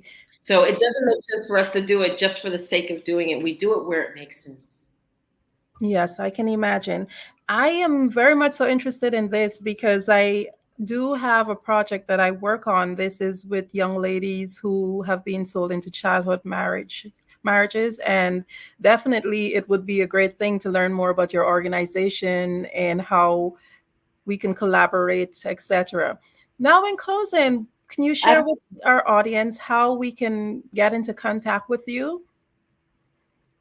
Yes, again, I can be reached at Enolia at visionafriquedevelopment.org. So that's my first name, Enolia. And again, Vision Afrique, and it's VISIONAFRIC development.org. And I can also, we welcome you on our website. Our website is www.visionafriquedevelopment.org. And again, Afrique is spelled AFRIC, development, Vision Afrique. Okay, so that would be the best way to contact us. Yes. I'll ask of you, what is your closing message, your closing word for your listening audience in terms of encouraging them to be part of this? So, the question I would always have is that if you want to contribute to humankind, if you want to see or have a vision of Africa that is just transformative, where you contributed directly to it, now is the time. Now is the time to engage. Now is the time that for that transformative dream, project, or thought that you were looking to work with and do. Now's the time to address it and to bring it forward and to discuss it and to see how it can be brought into fruition. Because if you don't hold a vision for yourself, you'll find that everything passes you by.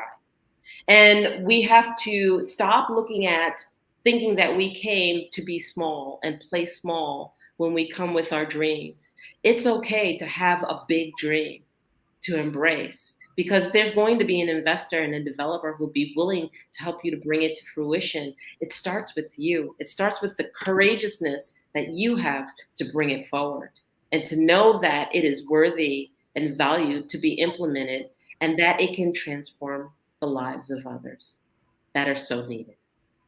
Oh, wow. Very, very heart-touching. Thank you so much for gracing us with your presence, Enolia. Thank you. Thank you so, so much for your time. Genius is common, and I'll see you on the other side.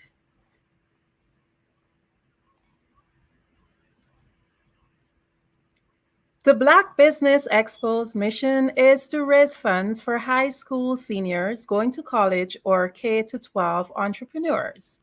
This expo is a fundraiser for students. You may go to blackbusinessexpousa.com to donate to the scholarship fund or use the Cash App that's on the screen below, BBX USA. Our goal is to give laptops and up to $5,000 to 10 students. Students can register online at blackbusinessexpousa.com. Every dollar counts, so we want to remind you to donate to the scholarship fund. We want to thank our Black Business Expo USA sponsors for July 2023.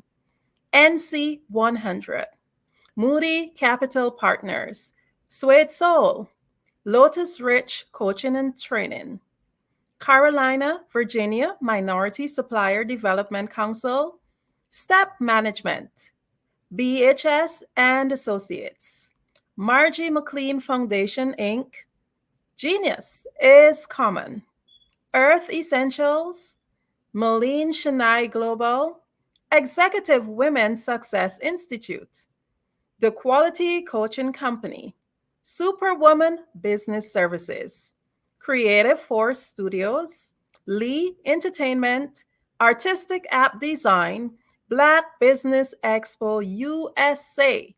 Genius is common, and I'll see you on the other side. Did you know women represent just 3% of Fortune 500 CEOs and less than 15% of corporate executives at top companies worldwide? Have you wondered what the secrets are to getting into the top ranks, whether in the private or public sector?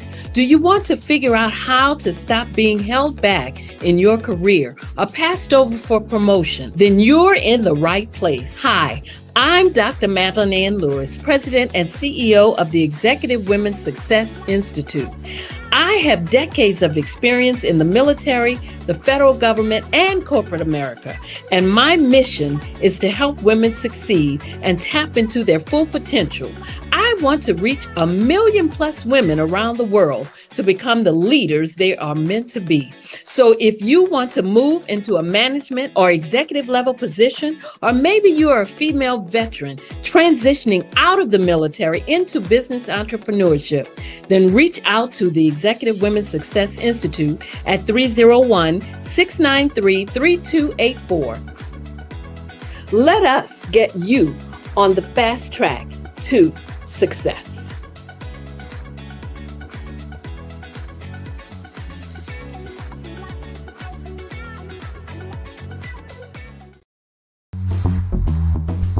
Attention all entrepreneurs and companies. Are you looking for reliable and efficient virtual assistants and back office support to help you manage your business tasks? Look no further than Superwoman Business Services.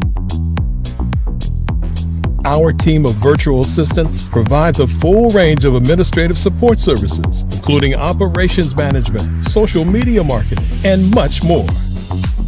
We also offer website design services to help you create a professional online presence that reflects your unique brand. In addition to administrative support and website design, we offer business development and structuring services to help you grow your business and achieve your goals. We'll work closely with you to identify areas of improvement and develop a customized plan to help you reach your full potential. At Superwoman Business Services, we understand that running a business can be overwhelming and time-consuming. That's why we're here to help you fly high and achieve success. Our virtual assistants are highly skilled, experienced, and dedicated to providing you with the support you need to thrive. Come fly with us and take your business to new heights. Let us help you become the superhero entrepreneur you are meant to be.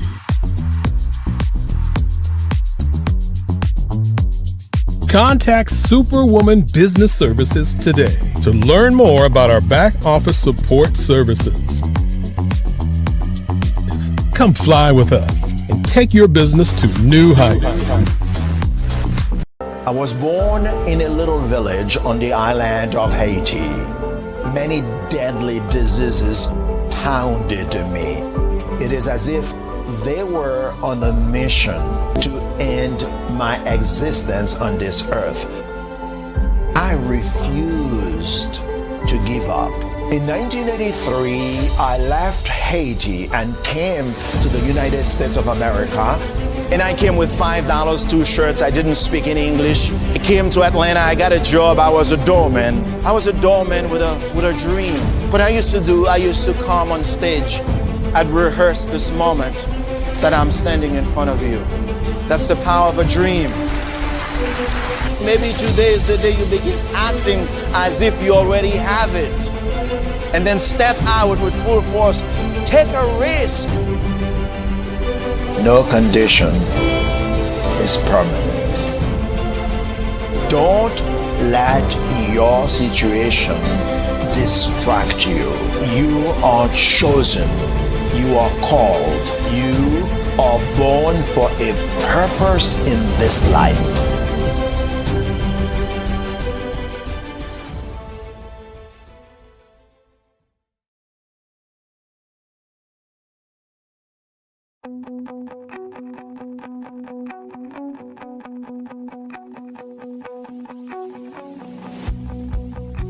I am Black Business. From the moment I wake until the time I sleep. Yes, I am Black Business. I am black business. Tell me, are you black business? I am black business. Do you support black businesses? Listen, I support black business because I am black business. Black Business Expo, one of the largest business showcases in the history of black business.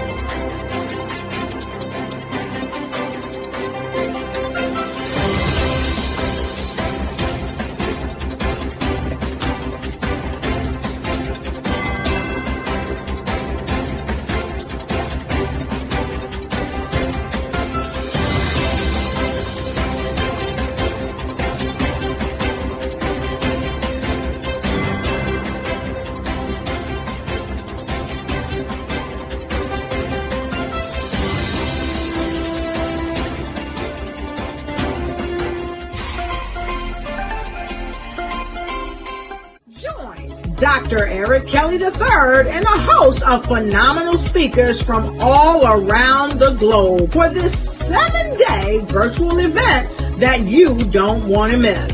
The mission of the Black Business Expo is to raise scholarship money from kids all the way from high school all the way from college. The Black Business Olympics is one of the largest black business showcases in the world. It is an opportunity for businesses and companies to showcase their businesses globally. We are going to be giving away laptops up to $5,000 away to students. Again, I'm Olivia Appleberry, the founder of 2 Cents Finance and one of the speakers for the expo. I am so excited to see you there. For more info, go to www.blackbusinessexpousa.com or call 919-308-9090 and hope to see you there. I am black business. From the moment I wake until the time I sleep. Yes, I am black business. I am black business.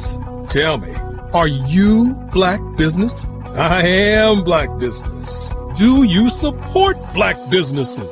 Listen, I support black business because I am black business. Black Business Expo, one of the largest business showcases in the history of black business in the world. The world!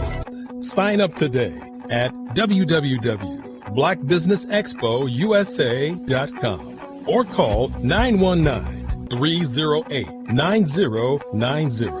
I am black business. I am black business. From the moment I wake until the time I sleep, I am black business. I am black business. Are you black business? I am black business. Do you support black businesses? I support black business because I am black business. Black Business Expo, one of the largest business showcases in the history of Black America in North Carolina.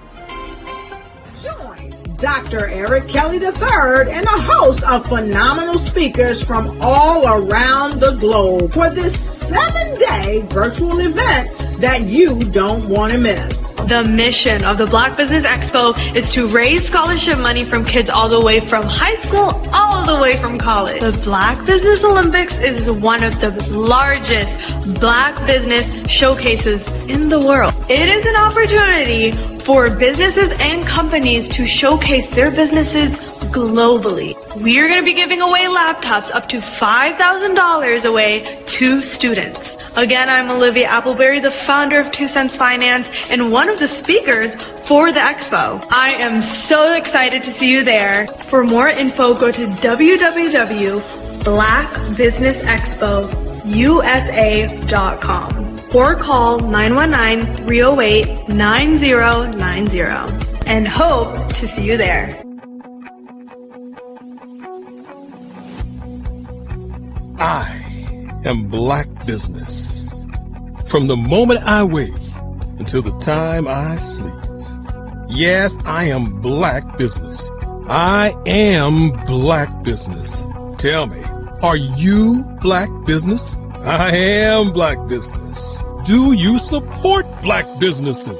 Listen, I support Black business because I am Black business. Black Business Expo, one of the largest business showcases in the history of Black business in the world.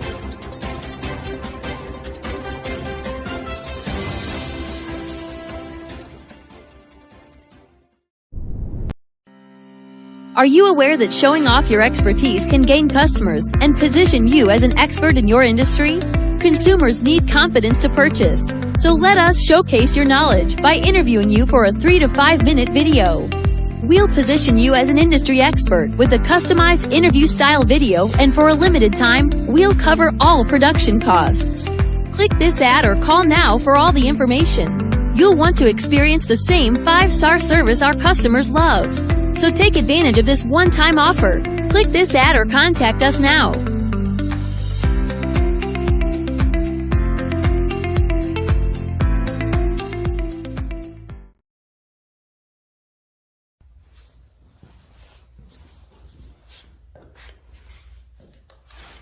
How you doing? I'm Rodney Allen Rippey. Yeah, the child actor. Well, now, leading man.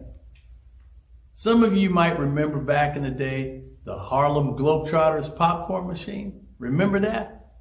Well, it was a Saturday morning special that would come on, and I was there with Geese and Tex and Meadowlark Lemon. Remember the show?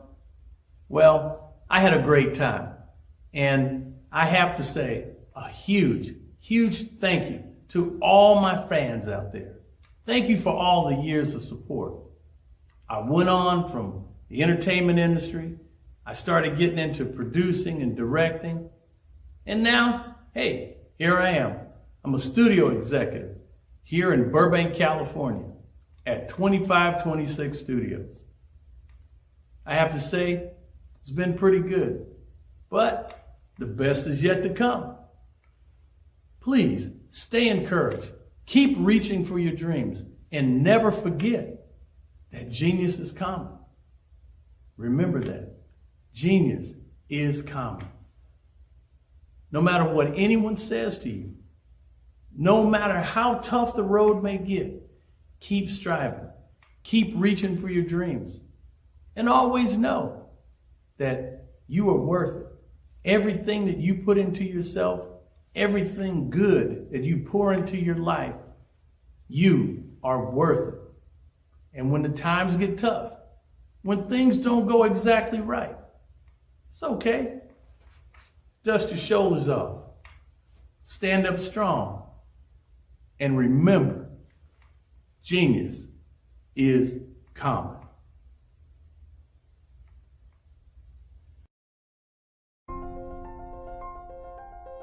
What if you could build your own city? A place where every child can find nurturing people to help them achieve their full potential. A place where every adult can access job training support. Where health education is abundant. Where social justice ruled the land. A place without limitations. Welcome. You have arrived at STEM City, USA. It is what every city should be. A safe and trusted community where you find people and resources to help you become everything you are and beyond. STEM City is unlike anything you have ever experienced. It is a digital twin of the world around you, only better. STEM City is about energy and soul renewal. It is more than a digital world. You can almost feel the power of live cultural events, music, and theater. STEM City promises a better future for children with caring mentors and hands-on activities with dedicated tutors to support our youth.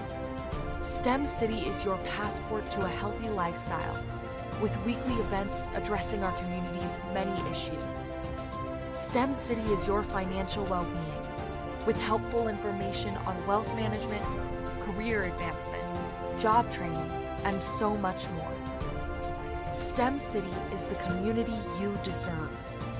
It is the city where your dreams can come true. STEM City USA, a place in the sky that is accessible to all who reach for the stars.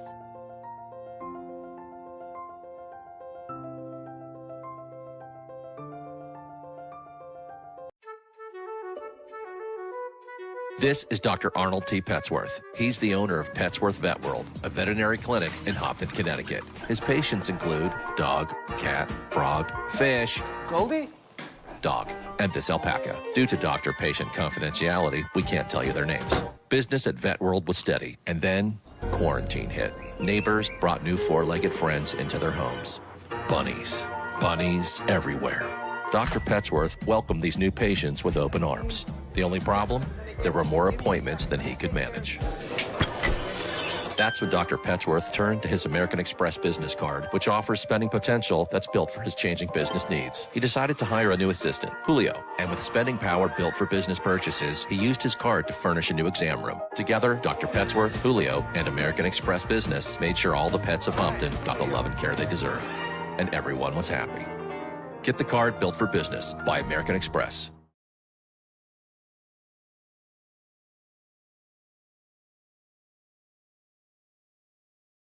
Follow the Brand TV broadcast host, Grant McGaw, as he visits with top executives and entrepreneurs to find out their secrets of success with their personal brand. Follow the Brand TV broadcast host as he focuses on brand development to build better relationships, bring value to your business, relationships, and career. You will enjoy listening to each episode that is tailored to speak to you directly. If you're looking for this type of clarity in terms of building your brand, you have tuned into the right station.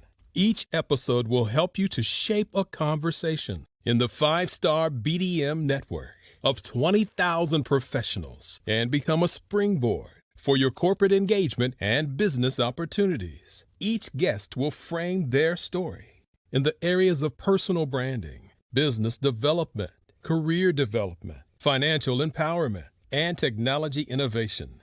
Grant McGaw explains why he is the CEO and owner of his own professional career. Grant is an accomplished business leader and entrepreneur who wants to give back to individuals to grow their personal brand strategy. Tune in as he weaves his story about new possibilities, while to you exceed expectations. If you love storytelling, this show will make for fun.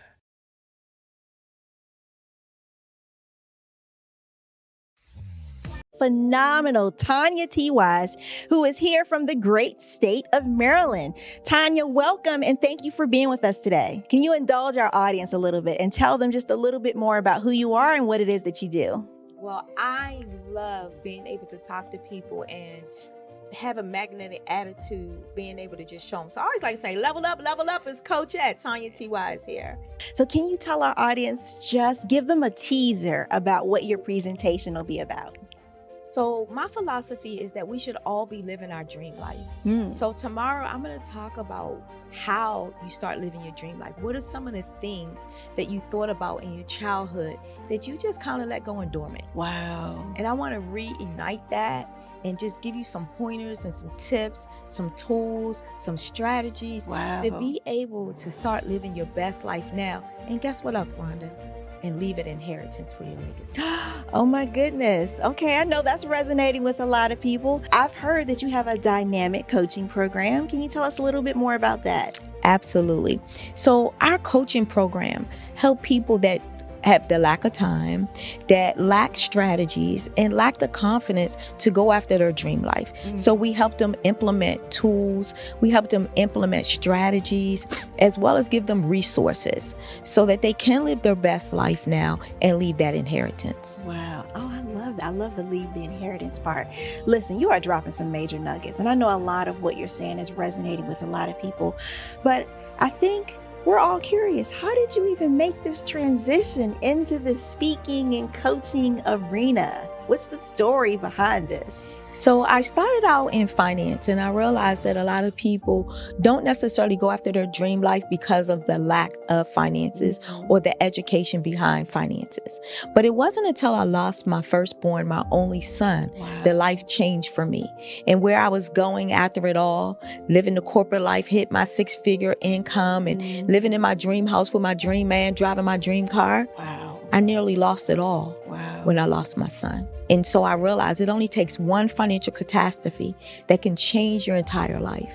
That's what made me start All New Beginnings.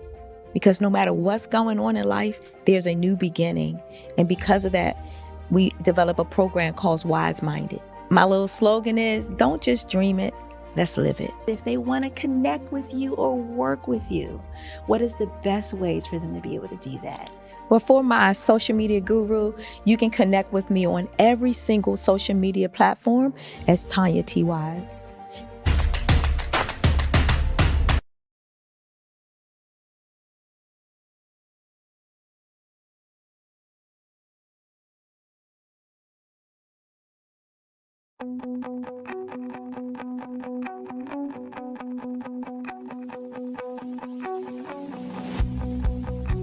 I am Black business.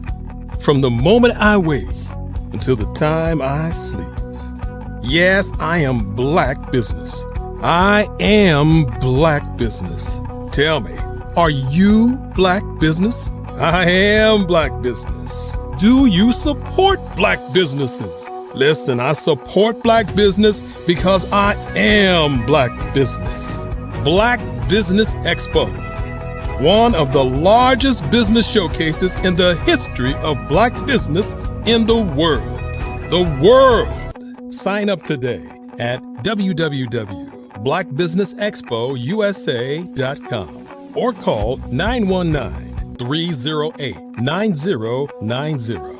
I am Black business.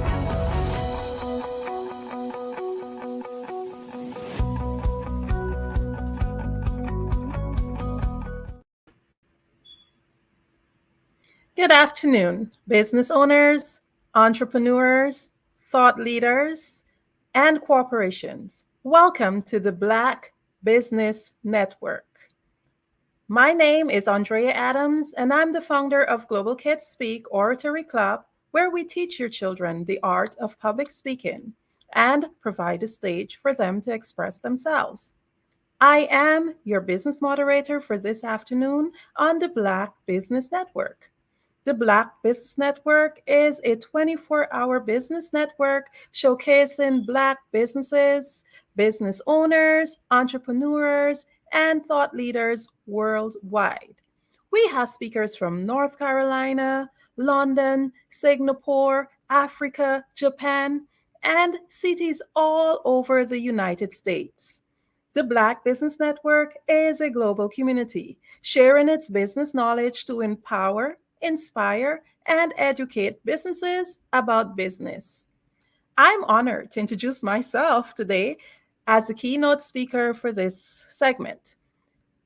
I dive fully into life through the exploration of new experiences with adventures fueled by curiosity and love. Skydiving, scuba diving, horseback riding, coasters, motorbikes, gourmetizing, big city lights, picture taking, nature views, and high heel shoes are a few of my favorite things. I am the founder of Keg Book Club, Keg Tweens Club, and also a podcast called Babble with Me.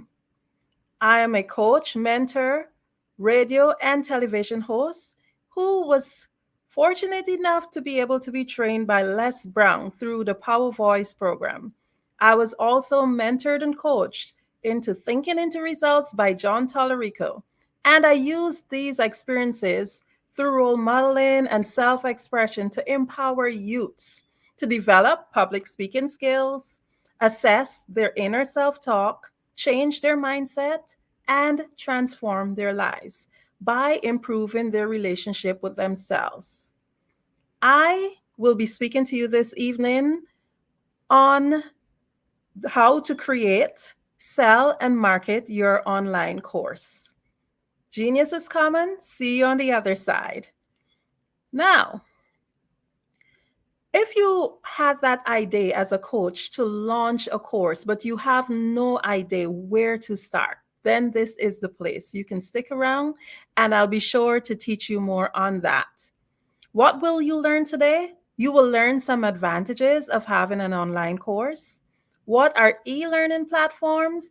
How much they cost? How to determine which platform is best for you. You will have steps on creating your ideal course. And of course, how do you market and sell that course? Let's first start by looking at some of the advantages of having an online course.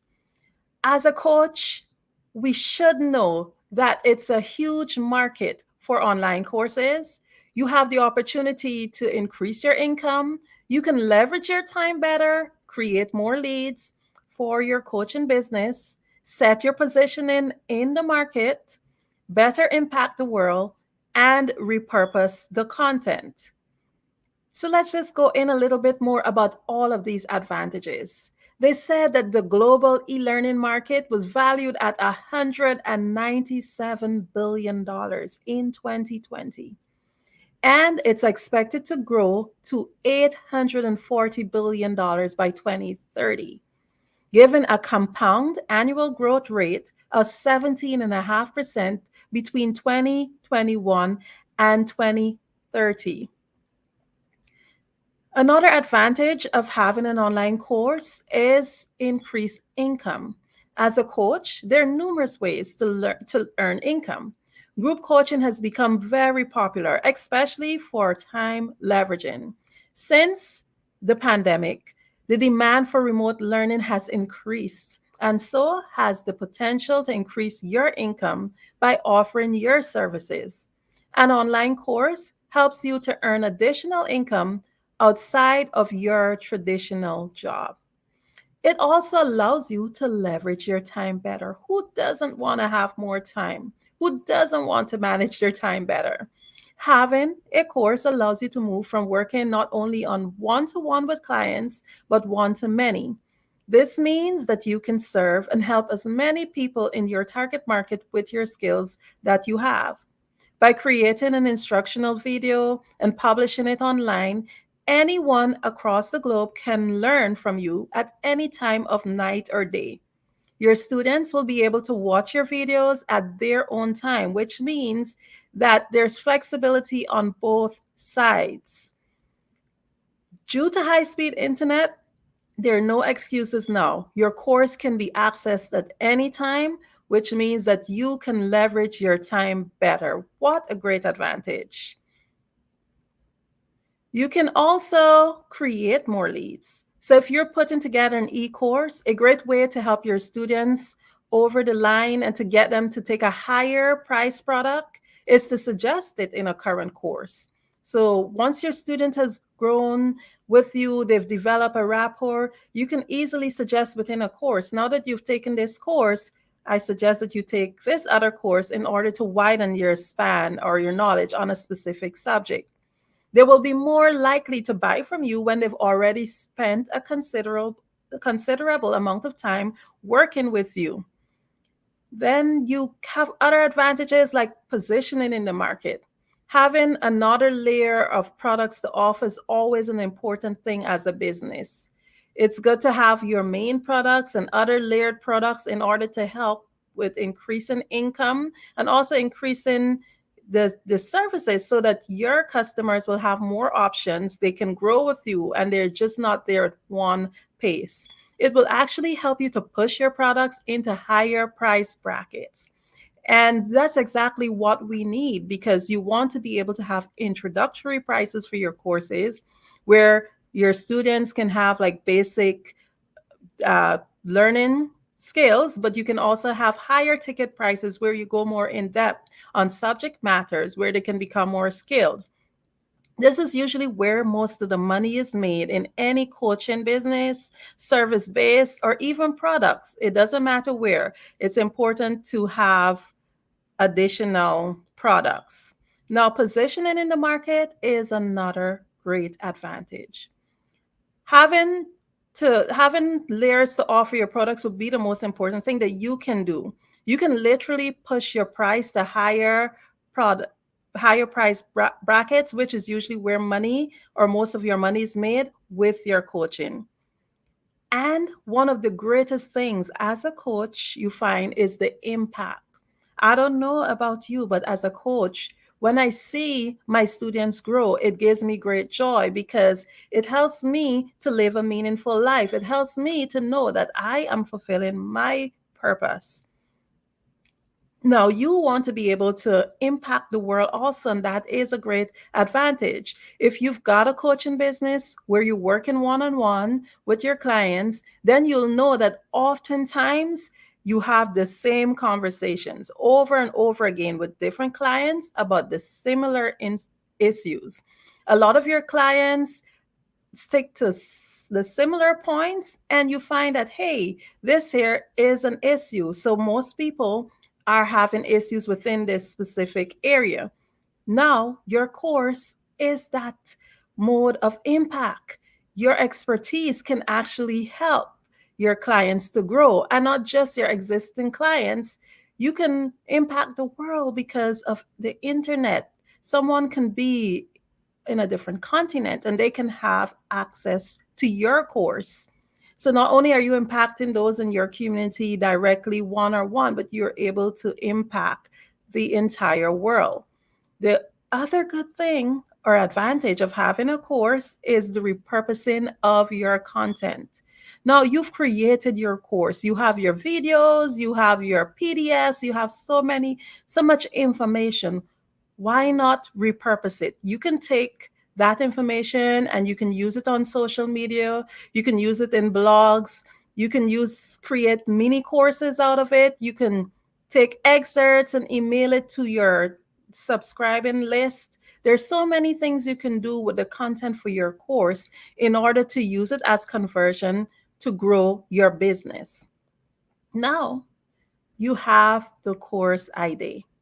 And you understand the numerous advantages of creating a course. But how do you transfer it from a thought to online?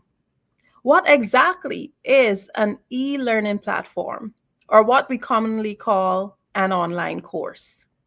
An e-learning platform is also referred to as an online learning platform, and it provides a digital setting for students to learn in. This means that the knowledge that you've gained through the access and absorption of educational content can take place live at set times or through pre-recorded lessons completed at your own time. So when you're creating a course, how will you be able to know which platform is best for you? According to an article by Bedhar Rumani dated in February 2023 on sellcoursesonline.com, this article is titled 19 Best Course Platforms for 2023, Tried and Tested. Thinkific rated the highest as a standalone platform. This was followed by Kajabi, then Teachable. Now, if you've been doing your research, then you would have realized there are so many platforms out there. There are numerous platforms out there, and it becomes very confusing as to which one should I choose? Which one best suits my need? That article says the top 10 of that 19 are Thinkific being number 1, Kajabi number 2, Teachable number 3, New Zenler number 4, Learn Worlds number 5, Podia number 6, Mighty Networks ranked at 7, LearnDash at 8, Udemy at 9, and Talent LMS took number 10. So we understand that there are many advantages of having your course, and we understand that there are so many different platforms that you can launch your course on. But how much does it cost? We know as part of a business, being a coach and providing services, there are always overheads. So you want to create this course, of course, it's going to cost you. Thinkific have a free version, and their highest per month goes at $4.99. Kajabi starts at $149, and their highest tier is $3.99. Teachable has a free version, and their highest tier is $2.99 per month. New Zenler, $67 is their lowest tier, and $197 is their highest per month. LearnWorld starts at $29, and their highest tier is $2.99 per month. I'm not promoting a specific platform, but I personally use LearnWorlds. I've tried most of the others. I've done their free trial and I've tried them out, and LearnWorlds best suited me. However, you will have to see what works for you. I've only listed the top 5 from the article, but selecting a platform is important because with each price and each tier, they have different benefits. For example, if you're having a free version and you want to have Zoom as part of your platform, like live classrooms, where your students can have live sessions, that may just not be available in the free version. So those are things that you have to consider when you're choosing which platform best suits you. Now, the platform you choose always has to go with not just your needs, but also your economic resources, because every instructor has a unique teaching style. Therefore, the way the course material will be delivered differs. You may want to create a do-it-by-yourself course or a hybrid course with one-on-one or group classes mixed with do-it-by-yourself material. Or you may have a strict one-on-one or a group in-person online class. All of these are factors that you have to determine, and it will determine the complexity of your platform. Now, all platforms are priced with tiers, as I said. Some are free with limited usage capabilities. For example, you may want to teach a one-on-one or in-person course as part of your curriculum, but if you have a free account, the platform might not allow you to use that feature. Each tier gives you additional access and resources. So you might also want to consider you having an expertise in IT, depending on your information technology capabilities. Although most platforms are pretty user-friendly, if you have no experience in IT, you may have to consider budgeting to pay someone to create your account, upload the material, and maintain the website. Those are all things you have to consider. Basically, in order to determine which platform is best for you, there are several factors to consider. Here are some: your IT expertise. How familiar are you with the IT? And how user-friendly is the platform that you have chosen? Your budget or financial resources. How much are you willing to pay depending on your needs? Do you need to pay for additional help to upload and maintain the course? Each course creator needs differs. Therefore, the individual need to analyze everything in order to determine which would give the best result. So you have your course ID, you understand the advantages of creating your course, you've studied your platform options, and you've selected the best platform based on your budget. You are ready to create and upload your course. Where do you start? So I'm just going to give you some tips. This is not an exhaustive list, but some of the main tips that you will need in order to create your ideal course. You have to, of course, have a title, create a course title.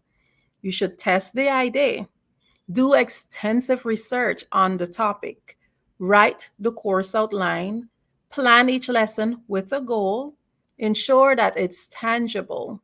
Then you upload and sell your course. So, the first thing, creating that course title. What is ultimately important is having a catchy title. Use attention grabbing words. Focus on the outcome. When someone hears the name of your course, they should be able to have an idea of what the outcome will be. Choose clear over clever. Some people want very clever sounding titles, but then it confuses the audience. You do not want to confuse your audience. They must always be clear when they hear the course name. They must be, yeah, this is what I need. The course name should always have the solution, identify the problem. So you must know your audience. This is number one because you have to know who you're selling to. As coaches, we come across what they call a lot your avatar. Think of the person, where the person lives, what car they drives, what are their favorite things, do they have any children, are they single, everything. Create your avatar so you would know your audience and ensure that it's not too broad, because if it's too broad, then you will not be able to draw in your correct audience. Then the next thing to do is to test the idea. This is an important step because you want to be sure that there is sufficient demand for the topic. You do not want to create a course where it does not meet the needs of anyone. Before going to work, measure the demand for the topic at hand. You can ask friends as well as your existing clients what they think of the subject that you have in mind, and test it out by sharing polls, doing online forms. Just get people engaged to see if it's something that they would buy. And you can follow up on social media. You can do emails. You can ask your audience what if the material that you're producing, if it's something that they would like to see more of. That will give you a general idea of if your topic is one that will sell. You should do extensive research on that topic. As the expert, you never want to find yourself sharing incorrect information. Remember, in many fields, there are things that changes. So especially if it's a professional, what you call a professional field, where there are certain things that may change, you want to ensure that you're updated with that information, because sharing information, incorrect information, will quickly damage your reputation. Ensure that you have extensive knowledge of the topic.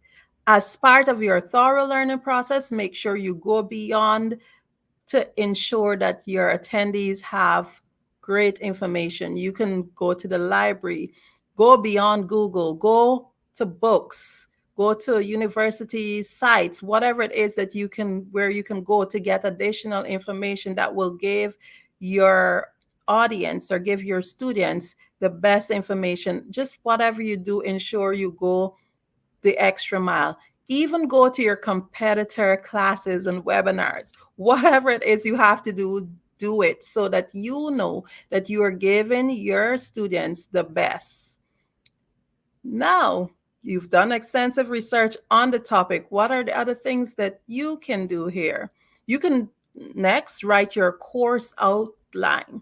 It is time to develop the curriculum and your course outline. On a piece of paper, write down the list of different lessons you plan to teach online, because you would have to have an idea, how long is my course? Is it 1 month? Is it 12 weeks? Whatever it is. How often will I be meeting with my students? Those are different things. So that will give you an idea of what your course outline will be. I go into details with all of these things when I do one-on-ones. So with each of these topics, there's still so much more to go into.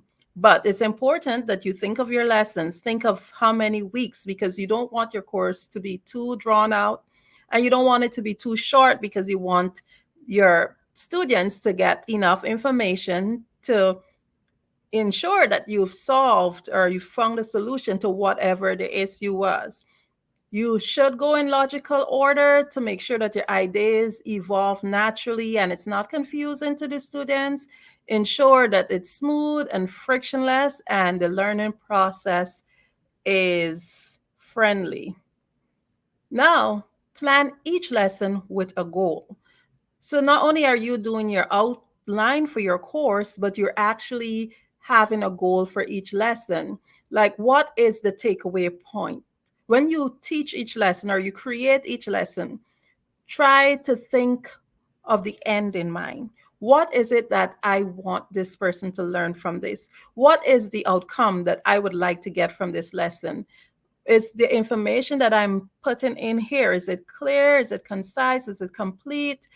Is it going to have the student at the end of it having a clear understanding of the outcome? And you also want to ensure that it's tangible, because no one wants to buy a course unless they're going to receive some measurable benefit from it. A lot of coaches, they put out courses, but one of the reasons why people don't click and actually purchase is because they do not see the value in it. They might say, hey, I can go to Google and research this. There's Google University, YouTube University. There's so much information out there right now. So if you're going to sell your course, you have to ensure that the person, that the buyer, understands, hey, this is measurable, this is tangible. I can see what I'm getting from it. What problem is being solved? What skills are being obtained? How will this help the buyer? Just think about that whenever you're doing your course outline. And of course, the part that we all want to get to, you upload and sell your course.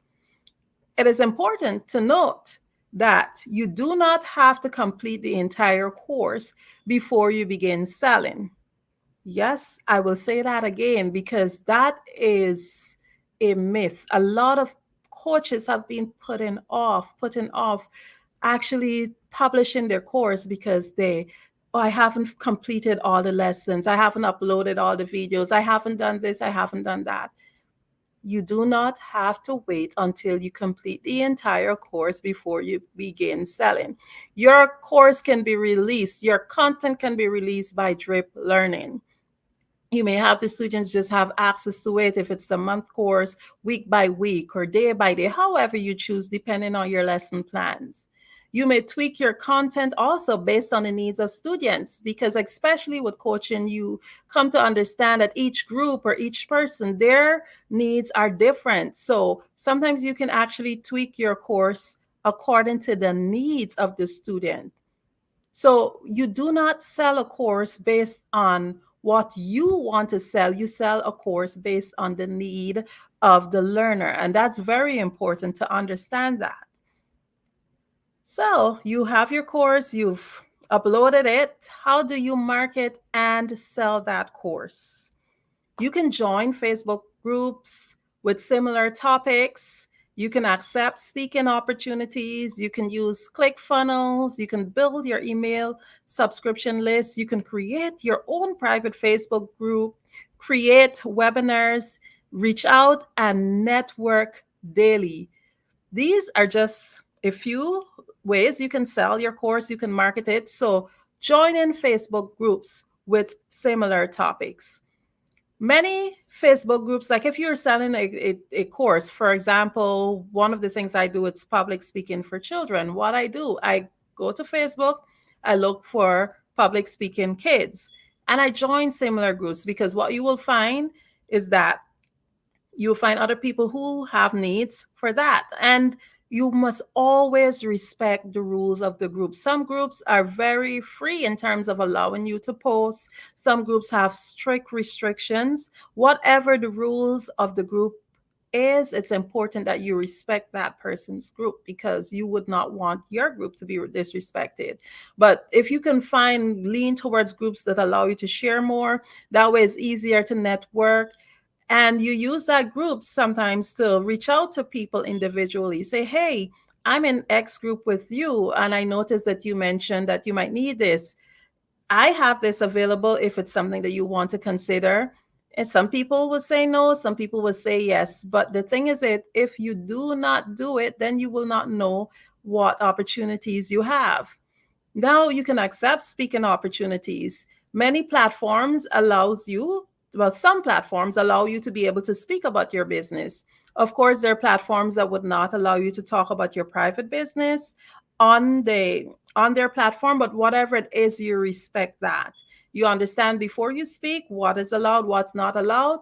But even if you cannot speak of your business on the platform, many times they allow you to tell the audience how you can be reached. If you have like a easy link like Linktree, the audience goes to your Linktree and they can see all that you have to offer. So you can accept more speaking opportunities, because when people see you more, they say, hey, I've heard of her, I've seen her before, let me look into what she does, what he has to offer. You can use ClickFunnels. There are ClickFunnels websites that are available. You can do it yourself. It could be a little bit complicated depending on the amount of experience you have with a computer. If not, you can pay someone to do it for you. But most ClickFunnels websites, you do have to pay to maintain it. So if you're using that, ensure that you use one that is best to your needs. But ClickFunnels are a way to help to weed out the audience who are interested versus those who are really just browsing. You can build your email subscription list as much as possible. You keep getting new emails. You give out things, especially when you have speaking opportunity. You can give out PDFs, etc., which allows people to click on your website and accept to be on your subscription list. And the more you build your subscription list, the more opportunity you have. And you have new things, new courses, whatever it is that's going on.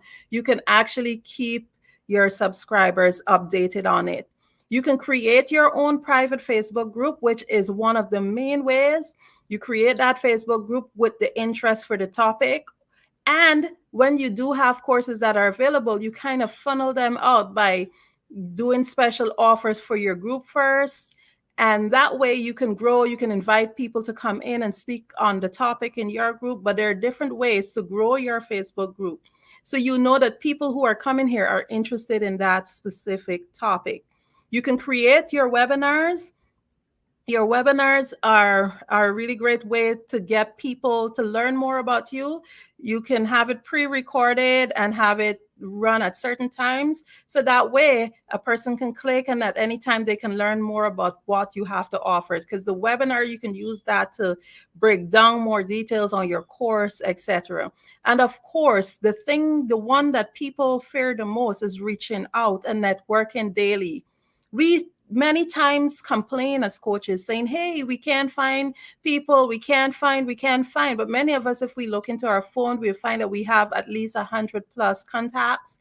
We have groups on Facebook. We have so many different ways to reach out to people. Ensure that you set yourself a daily record, a daily target in terms of persons that you're reaching out to, and find a way to network. Let them know what you have. It is said, a closed mouth is never fed. So ensure that you network daily. Having that one-on-one brings better rapport and people want to learn more about you. Some will say no, but every no is an opportunity for a yes.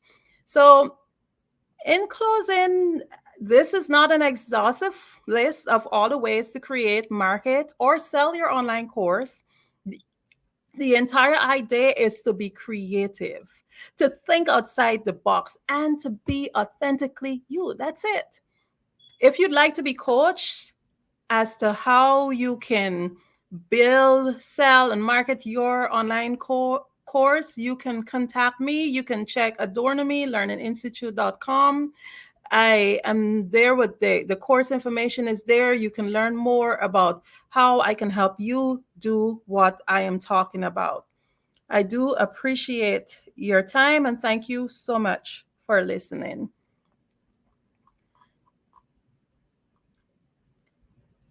The Black Business Expo's mission is to raise funds for high school seniors going to college or K-12 entrepreneurs. This expo is a fundraiser for students. You may go to blackbusinessexpousa.com to donate to the scholarship fund or use the Cash App that's on the screen below, BBXUSA. Our goal is to give laptops and up to $5,000 to 10 students. Students can register online at blackbusinessexpousa.com.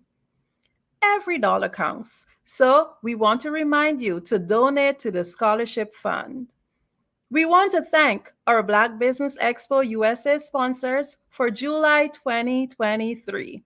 NC 100, Moody Capital Partners, Suede Soul, Lotus Rich Coaching and Training, Carolina, Virginia Minority Supplier Development Council, Step Management, BHS and Associates, Margie McLean Foundation, Genius is Common, Earth Essentials, Malene Chennai Global, Executive Women's Success Institute, The Quality Coaching Company, Superwoman Business Services, Creative Force Studios, Lee Entertainment, Artistic App Design, Black Business Expo USA.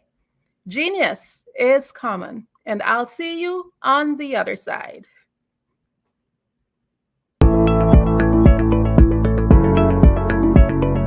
Prepare for what's coming and dominate in economic winter. Stand strong and thrive by showcasing your great products and services globally through the Black Business Network and Black Business Olympics. The Black Business Network has showcased over 2,000 companies with over $7 billion in sales each year. Over 10 million attendees have viewed the rebroadcast each month. Through the Black Business Olympics, unique styles of business training and mentoring are turning students into business owners and entrepreneurial warriors who will dominate in any economy. Gain the ultimate advantage of the Black Business Olympics, 7 days of unbelievable topics and speakers speaking around the globe. Donate your time and experience to provide expertise and scholarships to students worldwide and change the world.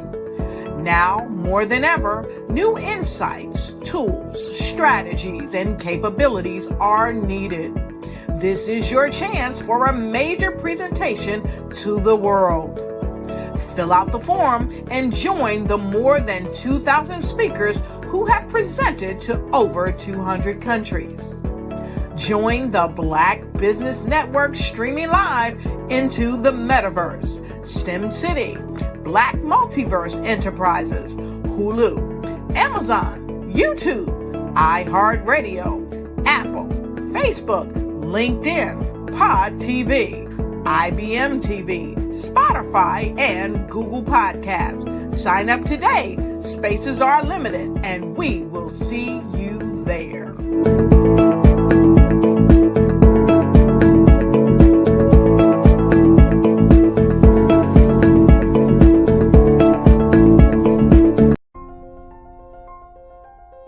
What if you could build your own city?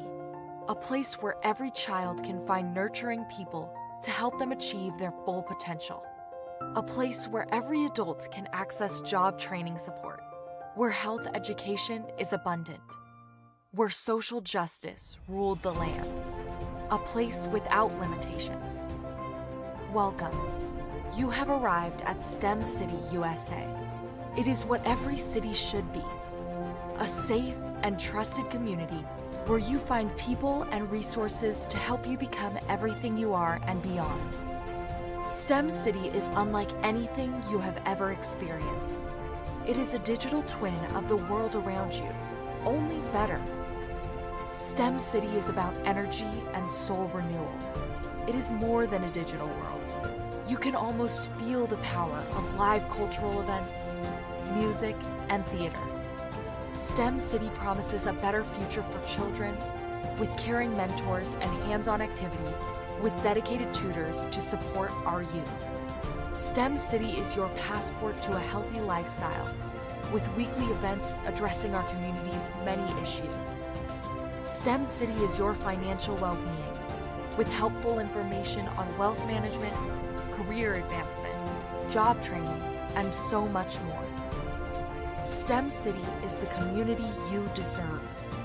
It is the city where your dreams can come true. STEM City USA. A place in the sky that is accessible to all who reach for the stars.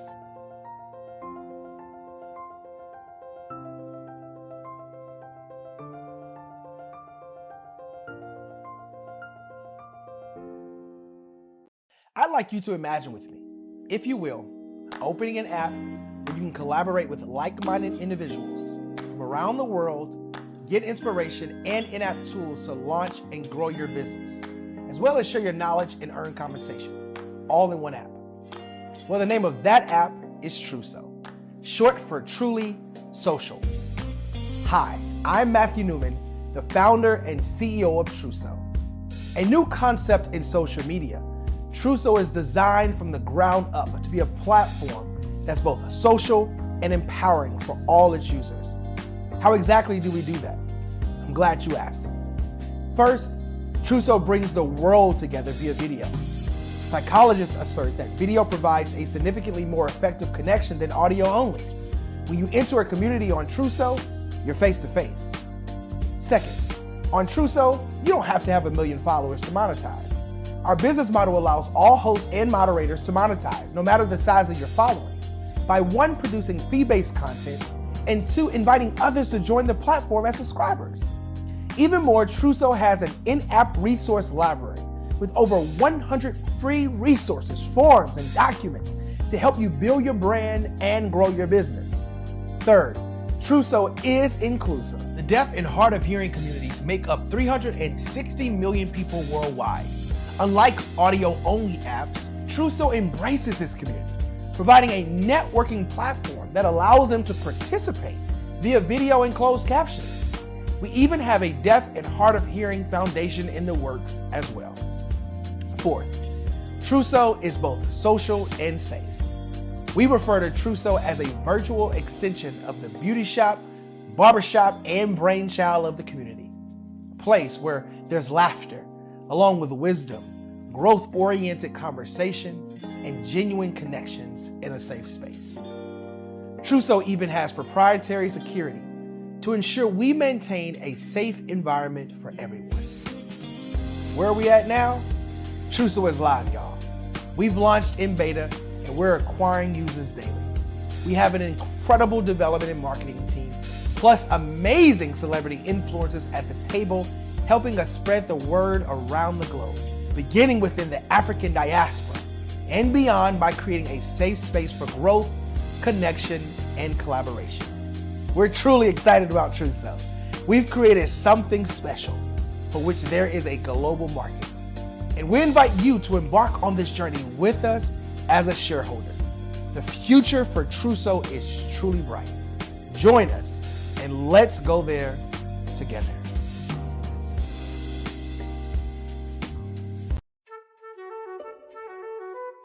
This is Dr. Arnold T. Petsworth. He's the owner of Petsworth Vet World, a veterinary clinic in Hopton, Connecticut. His patients include dog, cat, frog, fish, Goldie, dog, and this alpaca. Due to doctor-patient confidentiality, we can't tell you their names. Business at Vet World was steady, and then quarantine hit. Neighbors brought new four-legged friends into their homes. Bunnies. Bunnies everywhere. Dr. Petsworth welcomed these new patients with open arms. The only problem? There were more appointments than he could manage.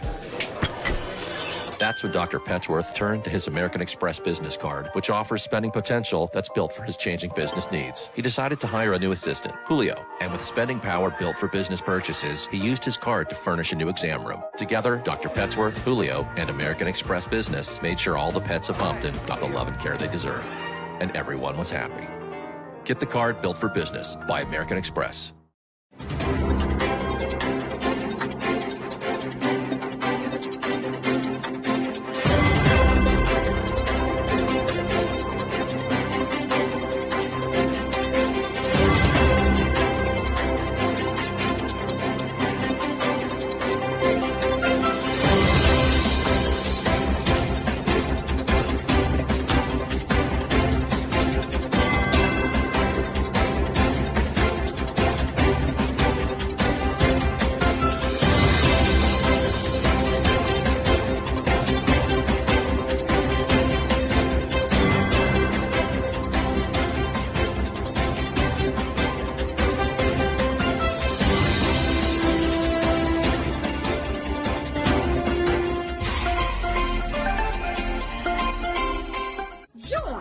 Dr. Eric Kelly III and a host of phenomenal speakers from all around the globe for this 7-day virtual event that you don't want to miss. The mission of the Black Business Expo is to raise scholarship money from kids all the way from high school all the way from college. The Black Business Olympics is one of the largest Black business showcases in the world. It is an opportunity for businesses and companies to showcase their businesses globally. We are going to be giving away laptops up to $5,000 away to students. Again, I'm Olivia Appleberry, the founder of 2 Cents Finance and one of the speakers for the expo. I am so excited to see you there. For more info, go to www.blackbusinessexpousa.com or call 919-308-9090 and hope to see you there. I am Black business. From the moment I wake until the time I sleep. Yes, I am Black business. I am Black business. Tell me, are you Black business? I am Black business. Do you support Black businesses? Listen, I support Black business because I am Black business. Black Business Expo, one of the largest business showcases in the history of Black business in the world. The world! Sign up today at www.blackbusinessexpousa.com or call 919-308-9090. I am Black business. I am Black business. From the moment I wake until the time I sleep, I am Black business. I am Black business. Are you Black business? I am Black business. Do you support Black businesses? I support Black business because I am Black business. Black Business Expo, one of the largest business showcases in the history of Black America in North Carolina. Join Dr. Eric Kelly III and a host of phenomenal speakers from all around the globe for this 7-day virtual event that you don't want to miss. The mission of the Black Business Expo is to raise scholarship money from kids all the way from high school all the way from college. The Black Business Olympics is one of the largest Black business showcases in the world. It is an opportunity for businesses and companies to showcase their businesses globally. We are going to be giving away laptops up to $5,000 away to students.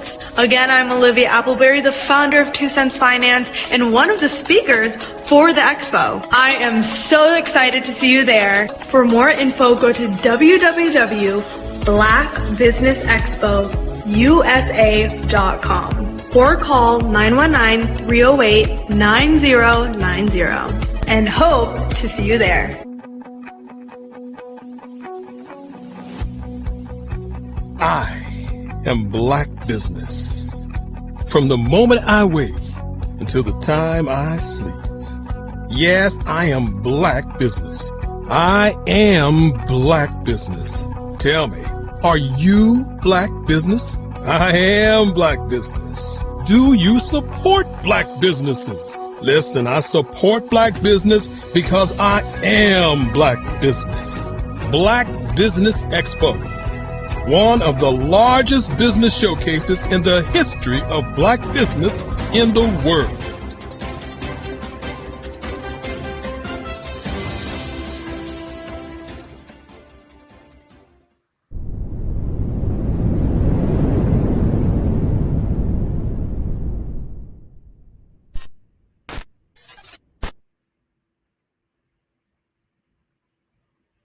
Good afternoon, business owners, entrepreneurs, thought leaders, and corporations. Welcome to the Black Business Network. My name is Andrea Adams, founder of Global Kids Speak Oratory Club, where we teach your children the art of public speaking and provide a stage for them to express themselves. I am your business moderator for this afternoon on the Black Business Network. The Black Business Network is a 24-hour business network showcasing Black businesses, business owners, entrepreneurs, and thought leaders worldwide. We have speakers from North Carolina, London, Singapore, Africa, Japan, and cities all over the United States. The Black Business Network is a global community sharing its business knowledge to empower, inspire, and educate businesses about business. I am honored to present our keynote speaker, Mr. Grayson Marshall. He is a coach, author, speaker, an ACC legend, and an entrepreneur. As an author, his first book was Do Positive: The Keys to Life You've Always Imagined. His second book, Maintaining Greatness: Managing Your Gifts for Limitless Living, is all about reclaiming your birthright and rightfully positioning yourself in the path of blessings. He's a sought after speaker in several disciplines. He has inspired millions across the globe. He has spoken in dozens of countries and in almost every state in the US. I am honored right now to present to you Mr. Grayson Marshall. Am I there? There we go. Good afternoon, Andrea. How are you? I am doing quite well. How are you today? Fantastic. Getting ready for another event right after this. But Dr. Kelly asked me if I could be a part of today, so I was excited when he hit me up. I've been a part of the expo since it started, I think, and I'm just excited about sharing this afternoon, giving people some things to think about, concepts to ponder, and really assess themselves in an individual space. So I'm excited about that. So I'm ready to go. We're excited to have you too. Genius is common. See you on the other side. Got it. Good afternoon, everybody. I'm Grayson Marshall Jr. I am the real GM, and I am excited to be here with you today and offer you something to think about for the next few days, hours, months, and weeks of your life. I'll be talking to you today about my new one-man platform that's going to be significantly changing for so many people, and that is the fact that I just want you to get it. I just want you to get it. One of pastor friends of mine, Pastor Joseph Washington, shared that with me this morning. He said to you, this is who you are. He said that you have the ability and the God-given gift to break things down into a place where folks can just eat it and absorb it.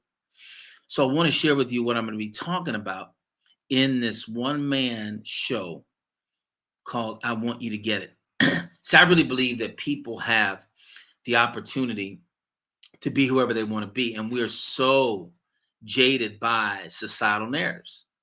We literally buy into things based on an emotion that seems to affect us about our inability to do the things we need to do.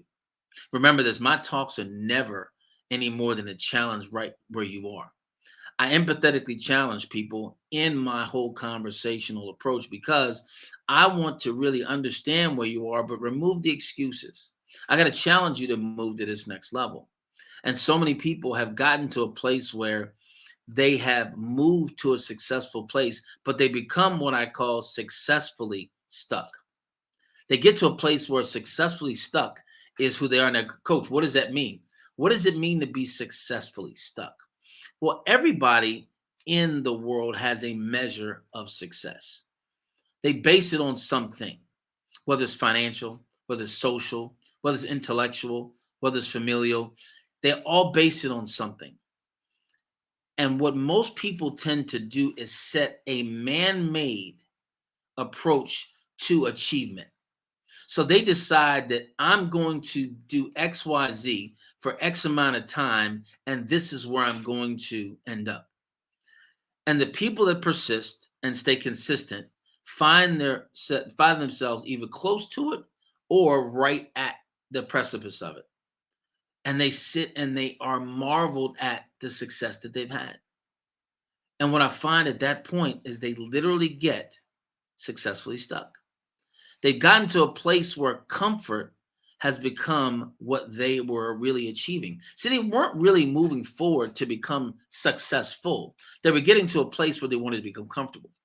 They wanted to be a place where comfort was an okay place for them to be, because they knew in pursuit of what they wanted to do that comfort was never where they should be. So what they've done is they've elevated the state that where they wanted to go, and now they feel comfortable is okay. They will never call it that, but that's truly where they are. Because successfully stuck people really now at that point tend to allow things to just get out of control in their lives. What I found with successfully stuck people, Dr. Kelly and everybody watches, the fact that the first thing that goes when you become successfully stuck is your health. You literally become, as the old verbiage would say, fat and happy. You sit back and look over the things that you've actually accomplished, and you are one with your excitement about it. You're patting yourself on the back. You feel good about it. And don't get me wrong, there is a point for you to embrace that, but it's not for you to stay there. See, a lot of us base success on our previous generation and what they accomplished. So if we've exceeded that in a way that really is definitively obvious, then we rest on our laurels.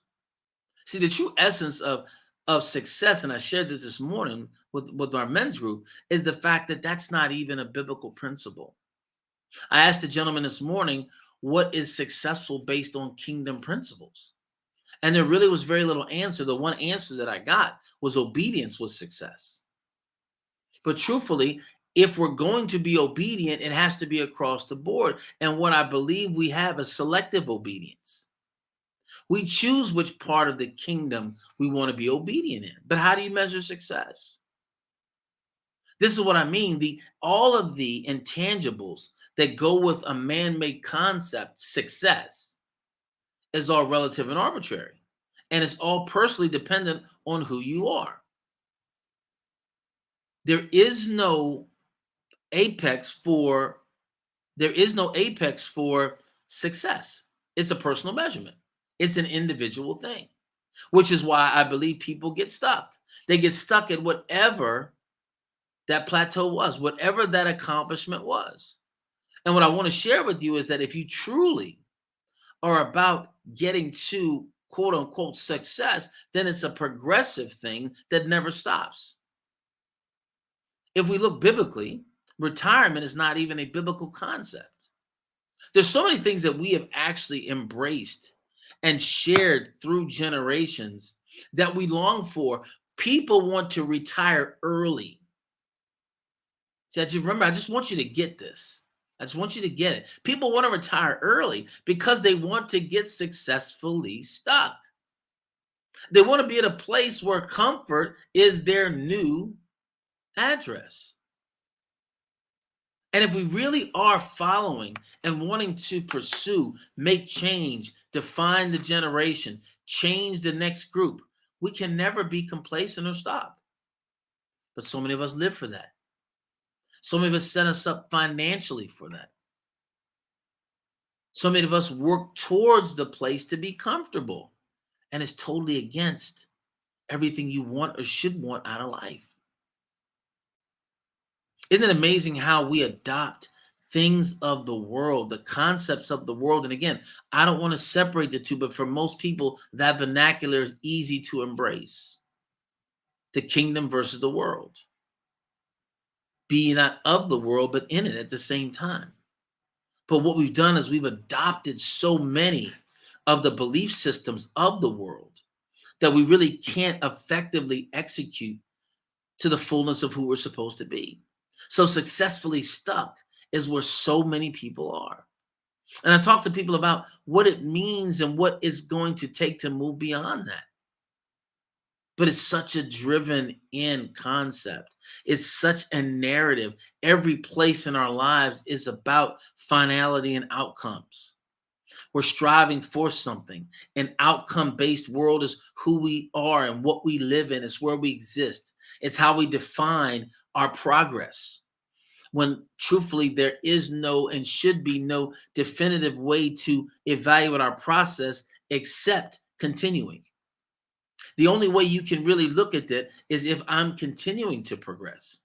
But so many of us have decided that becoming successfully stuck is something that I can wrap my head around. See, successfully stuck people can repeat the pattern over and over again. I know how to do this. I know how to make this happen. I know how to achieve this level, but the truth be told, it's the next level that is looking for you. It's the next level that needs you. It's the next level that requires you. But we look back at what it took to get here. We look back at the effort that we had to use to share in this place. We look at what it took to get to that place. And now what we have to really understand is, how do I deal with this? One of the brothers asked me this morning, he said, how can we really measure this? Because as men, and this was a men's group I was sharing with this morning, as men, we literally don't take the time to fortify and grow ourselves. See, successfully stuck is really easy to see or easier to define in a male world, because men are taught to make sure everyone else is okay. Successfully stuck people are focused on everyone else, making sure everyone else is good, making sure they are doing the things that they need to do. And as a man, that's part of our assignment to provide and protect. So it's easy for us to get successfully stuck because we are committed to everyone else and we neglect ourselves. Now add that to a society that is bent on, or seemingly bent on, reducing the man's impact in the family and in community. Now being successfully stuck is even more challenging because we are evaluated and either appreciated or tolerated based on what we bring to the table. Men are defined by their bag. What kind of bag is he bringing to the table? What can he offer me? And here's where men become successfully stuck, because as they're pursuing this belief system that they have to provide and protect because that's how they're evaluated, often they deal with shame and never become who they're supposed to be. They're always struggling with defining who they are because they're successfully stuck. Men oftentimes really wonder if they can ever do enough for anybody because that's how they're evaluated. So they struggle with this whole dynamic of truly valuing themselves. And if you don't value yourself, then who else will value you? But that's not who we have been trained to be. Our commitment to express that is often met by that being an expression of weakness. See, this is why people get successfully stuck.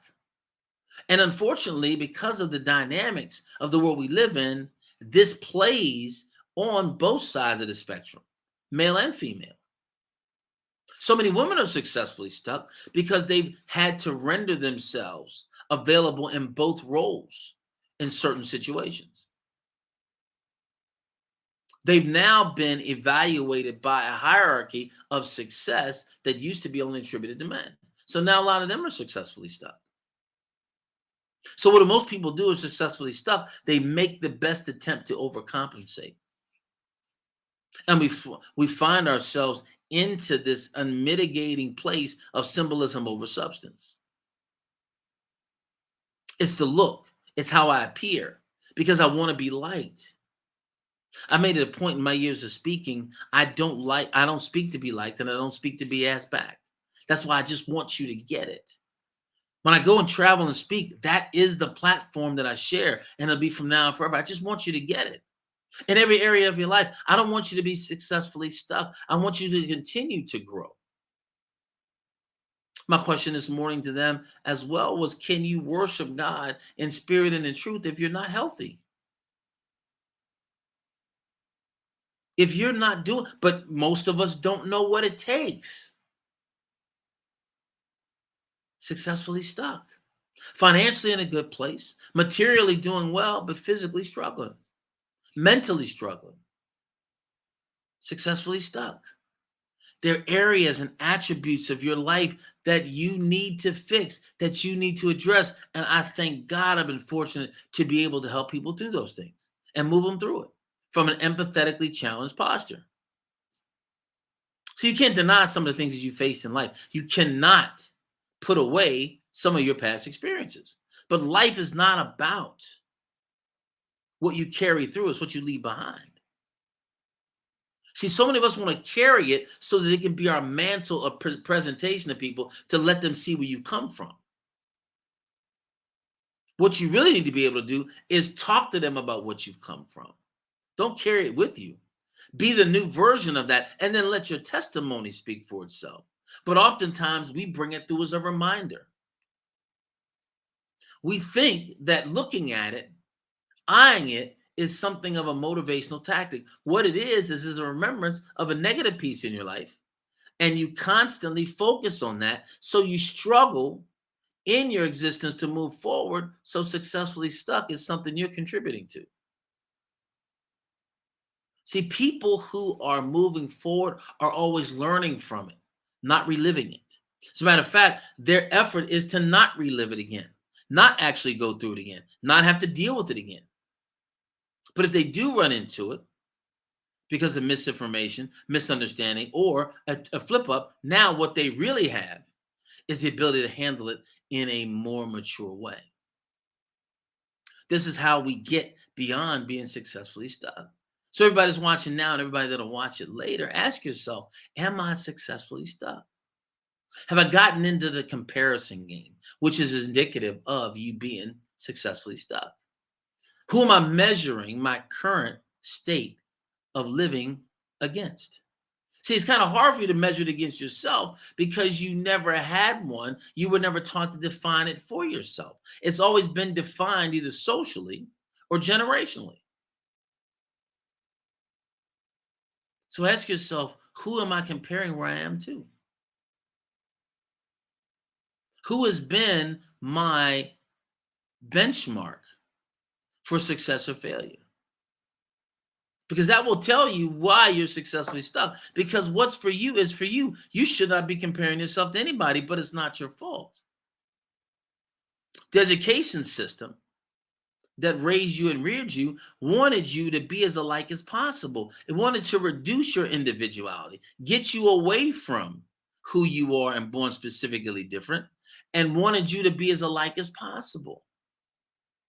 All of the largest institutions that focus and give us direction have the same premise. Military has the same thing. Prison has the same thing. Wear the same clothes. Start the same way. I want you to be as alike as possible. But you are fearfully and wonderfully made by God Almighty. Different. Nobody has your blueprint. Nobody has your DNA.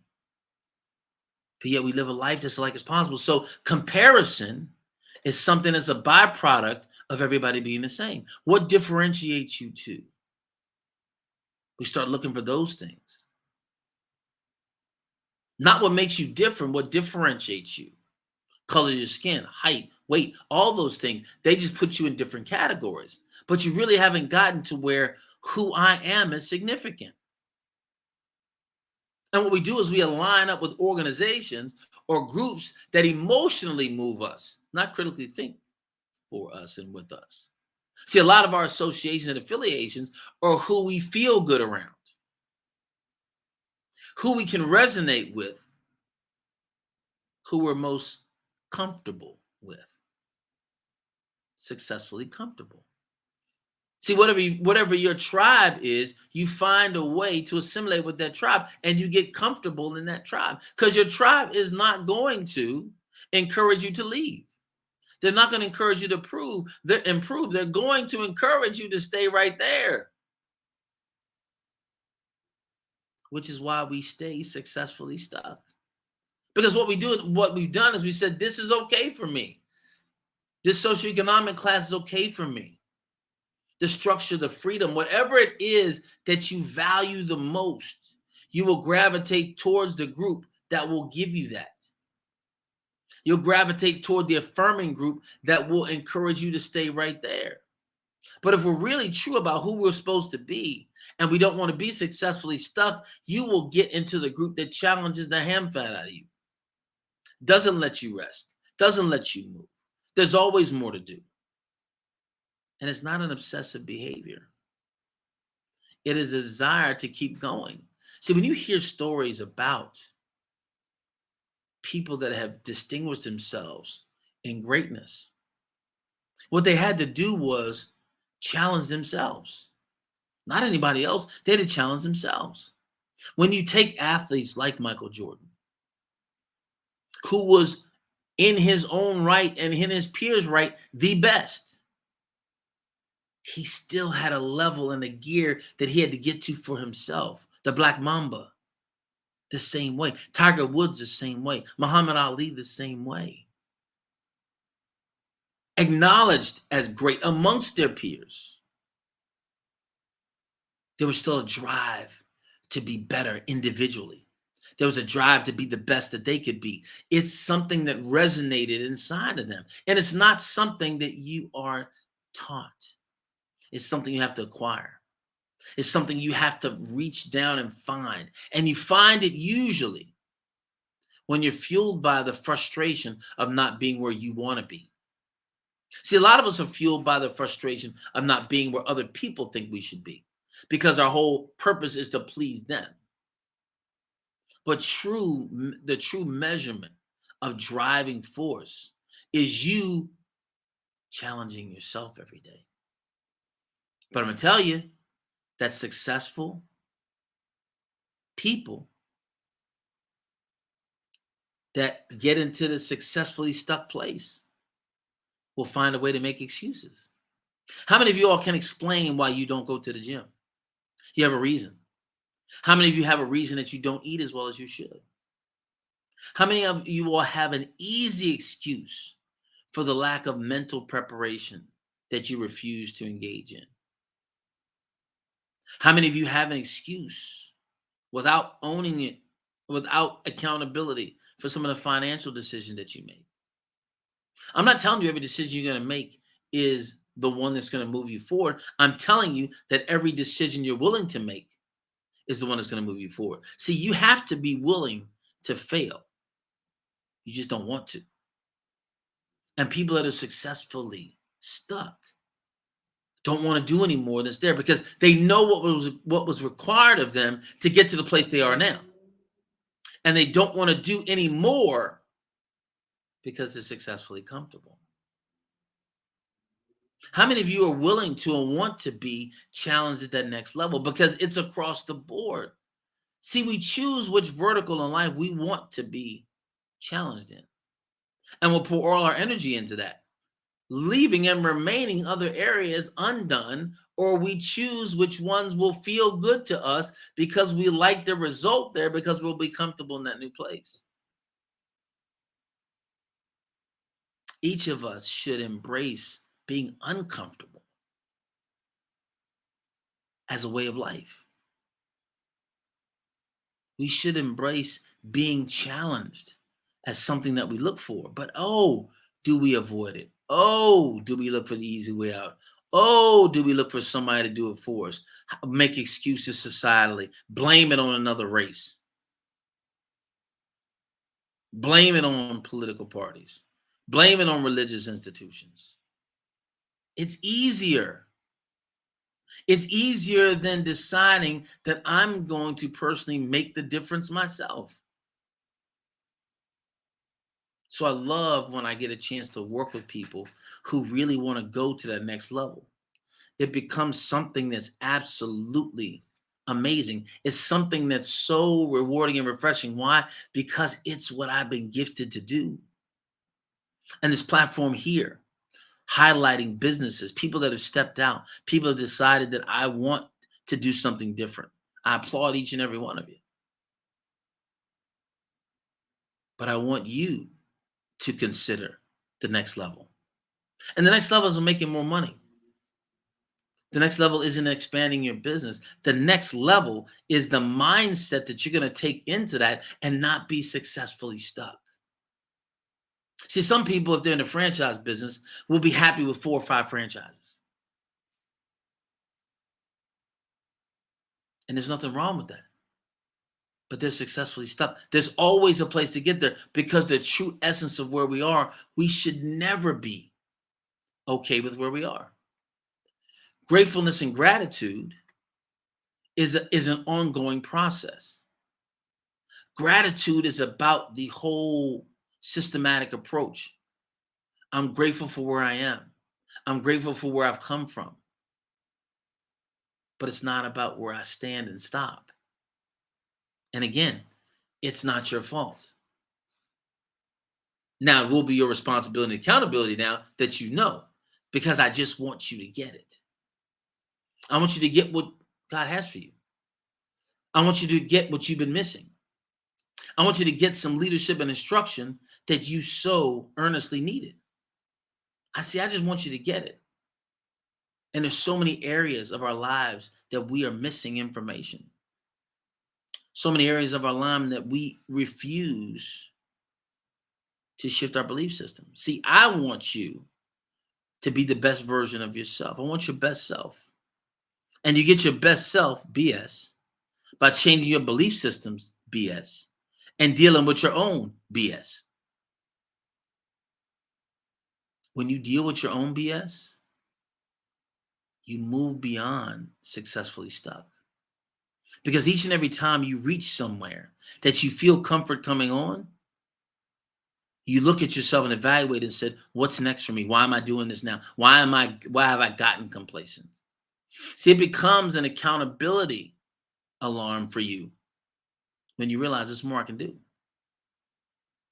How many of you said, looking at and listening to me now, that there's more than this? As successful as you are, as financially in a comfortable place as you are, as free as you are, you still look at yourself and say, there's got to be more than this. Those are the people who don't want to be successfully stuck. There's got to be more people to help. There's got to be more information to learn. There's got to be more improvement I can make, because I don't want to be successfully stuck. And don't get me wrong, it looks good on people.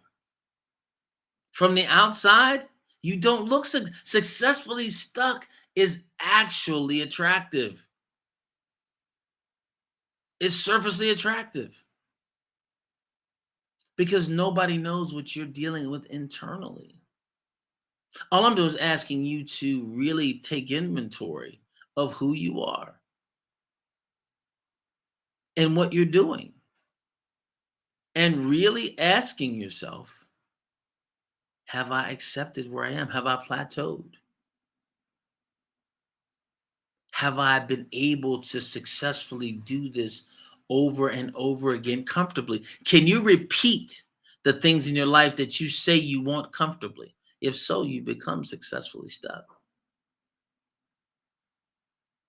I want you unstuck. I want you to move beyond the cement shoes that you have and progressively keep moving forward. And that's through every adversity. That's through every challenge. That's through every thought. That's learning to suppress your emotion and allow critical thinking to be where you need to be. But oh, what a concept that seems to be fading. We're really not in that place. We are so much successfully stuck. And especially folks of color who have risen above the last generation, who've achieved more than many thought they ever could, who feel like they fought a level of adversity that was not designed for them. But I'm here to tell you that the adversity that you face personally was because the manufacturer knew exactly what he put inside of you. See, some of you need to stop taking on other people's fights because they're not yours. You need to stop getting emotional about someone else's unwillingness to change and shift. You have to really understand that in order for things to change, you must change. And that my responsibility is to be lifted up and then reach back and strengthen the brethren. See, this is a significant place that we need to be, and selectively being stuck is something that you really have to come to grips with and say, you know what? I never realized that was the case. I never realized that was even possible, because we are happy about the visible success that we have, the feeling that comes with it. But feelings aren't facts, and feelings will fool you. Feelings will have you believing something that's not completely true. And feelings will have you in that way for the moment. But when everybody is really stepping back, and when you look in the mirror, if there's any party that says I can do more, if there's any part of you that says I can be more, if there's any part of you that says I desire more, then you are successfully stuck. I'm not telling you what I heard. I'm telling you what I know. When you set plans, goals, and put your dreams down, and you see them coming to fruition, you have this feeling that I've arrived, I did it. And most people rest there. Most people stay stuck there. Most people want to live life at that space, and I'm not telling you there's anything wrong with that. I'm saying that if that's the case, then you are successfully stuck. And it's not about acquiring more stuff. It's not about having a bigger house, a bigger car. I'm not talking about acquiring more material stuff to make you unstuck. I'm talking about the total improvement of who you are and a total elevated impact of who you can touch. See, again, what is success in the kingdom? What is success in the eyes of the Creator? What is it? What does that look like? What does that bode for you? What does that literally bring to the forefront for yourself? So I want you to check yourself, ask yourself, are you selectively stuck? And I want you to make sure that you move towards not being. And if you need some help, hit me up. I literally love working with people that want to move past successfully being stuck. I'm the real GM, the health evangelist, Grayson Marshall Jr., and I just appreciate you, Dr. Kelly, Andrea, for giving me a partial platform here to share some thoughts, to infuse some challenge, and to hopefully get people to look at themselves, lift themselves, and love where they're going in life. Well, thank you so much, Grayson. I could listen to you all day. I just have a quick question before I let you go. Why do you think, from a coach's perspective, that so many persons, they hire a coach, they claim they want to get further, but when they reach to actually doing it, they stick in that place. They never get the step further. The actual reaching out for a coach is because of the feeling I'm talking about, Andrea. They know they're stuck. They know they're stuck. But once they make the commitment, they really now revisit what it might take. They're unaware of what it's going to take, and they really don't want to give up that comfort. Comfort is an addiction. That's just, it really is. It's as much of an addiction as gossip or fear. It's an addiction. We want to be comfortable, right? And they think that's non-stressful. The reality of it is not being at your full potential is more stressful. I love that. Living in that incomplete place is more stressful, right? So really getting with the coach. Now, the other part of it is that the coaching industry has not offered what it should have offered to people as well. So what you find is anybody creating a course, marketing themselves, and reaching out to people who are desperately looking for answers. And most of the time, and a lot of times, coaches don't deliver. They come to you with a pre-prescribed program of whatever many sessions they are, and they don't even look at you and what you need. So you're just buying into their course, or you're buying into one piece of it. And that's what happens. So after they've done that one or two times, now they're hesitant about really moving again, because I've already spent money, and in their mind, I've already wasted money, right? As opposed to understanding that It is part of the process. See, they're looking for outcomes the same way I talked about earlier. We're an outcome-driven society, so they expect me to hire a coach and to see outcomes. And that's not fair to either party. Well, thank you so much. Can you share with the audience how we can reach you?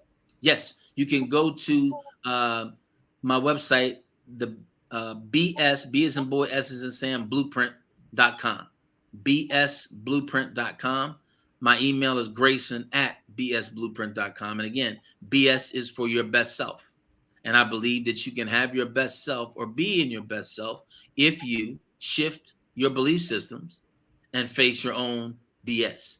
And that's what I believe. So it really gets into who you are and what you are willing to be vulnerable and transparent enough to uncover, because the freedom comes when you face it.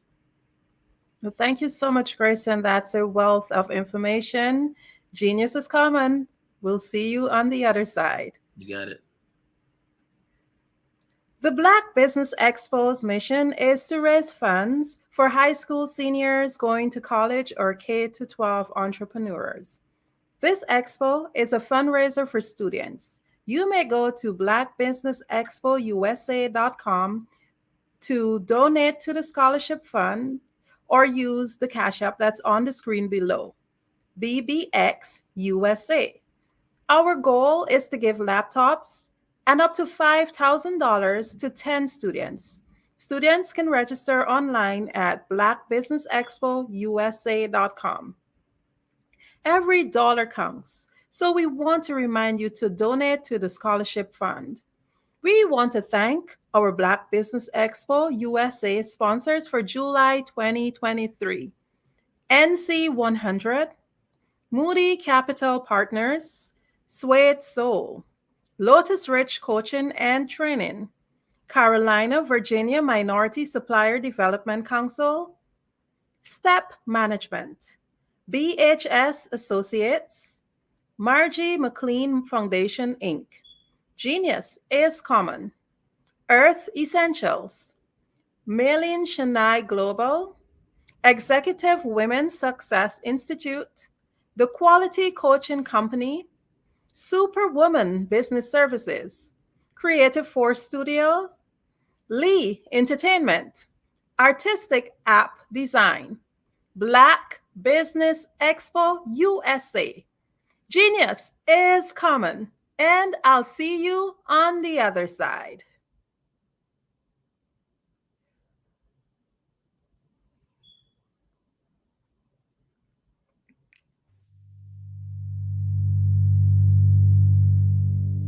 So what we have to do is when we get in a spot, we need to create some spots for us. That's the main thing. We need to be able to be in a position where we're able to create those spots for us. For me, being an entrepreneur, I'm not just going to get a business and then leave you sitting high and dry. If you ask me some questions about entrepreneurship, I'm going to give you as much as I received. I've seen people who made it, and then when you ask them, it's like, okay, now you have to pay me for the information, the same information I got for free. We probably in totally different cities. There's no way that we're going to bump heads or anything. We're not competing. Bring me up with you. And so I just think that whatever education that I have, then I need to be able to give that to my own as well. So create the spots. You can create the spots when you get there.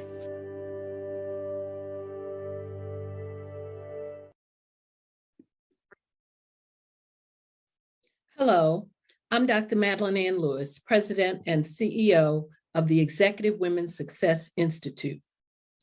And my genius is helping women accelerate the path to success. You know, I was blessed to have strong women in my life who encouraged, motivated, and pushed me to do my best and to never even think about giving up on my dreams. So I say to women, we must show up to rise up. We have talents and potential, but who will see them if we don't speak up and get noticed? I know that women are a tremendous resource on this planet, and there is nothing more fulfilling than helping a woman tap into her full potential. I do this because I want to be a part of helping as many women as I can to show up, to rise up. I do this because genius is common.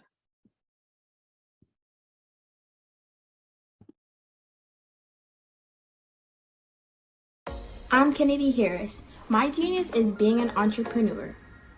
I'm the CEO of K-Lock, a company where I develop my very own line of kids supplements. I currently market my multivitamin for kids to help combat weak immunity. During the pandemic, research has shown that having a strong immune system is key to fighting off disease. My vitamins are for kids, but adults can benefit from them as well. I'm adding a proprietary blend to my supplement line. I want to create my own blend so that I have a competitive edge in the marketplace. Staying healthy is important to me so that we live longer and have healthier lives. My website is klockproducts.com. That is K-L-O-C-K. Genius is common.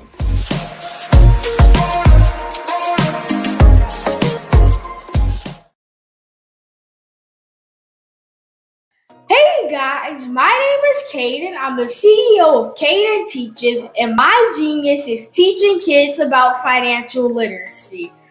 Throughout my financial products, such as my financial flashcards, my activity book, and my newest project, my financial bus, which I bought. And on the bus, it has a mock bank where kids will learn how to deposit and withdraw money, a mock grocery store where kids will be able to learn how to have a family budget, and a mock stock exchange where kids will even be able to learn how to invest in stocks. Now, I decided to start teaching kids about financial literacy because I find that most kids graduate high school without even knowing the basics about financial literacy. And I feel if I were to teach kids about financial literacy, that I would be able to help kids tap into their genius. And I actually learned about financial literacy to my dad because I would go to business meetings with him and I would always see that they were talking about financial literacy. And at that point, I didn't understand what financial literacy was. So I took it upon myself to learn about financial literacy and teach it to kids in a way that they could understand. But I want you guys to help me help kids tap into their genius by going to my website, cadenteaches.com, and you can sew into me in my financial bus by going to my GoFundMe link. And remember, if Caden can, you can too, because genius is common.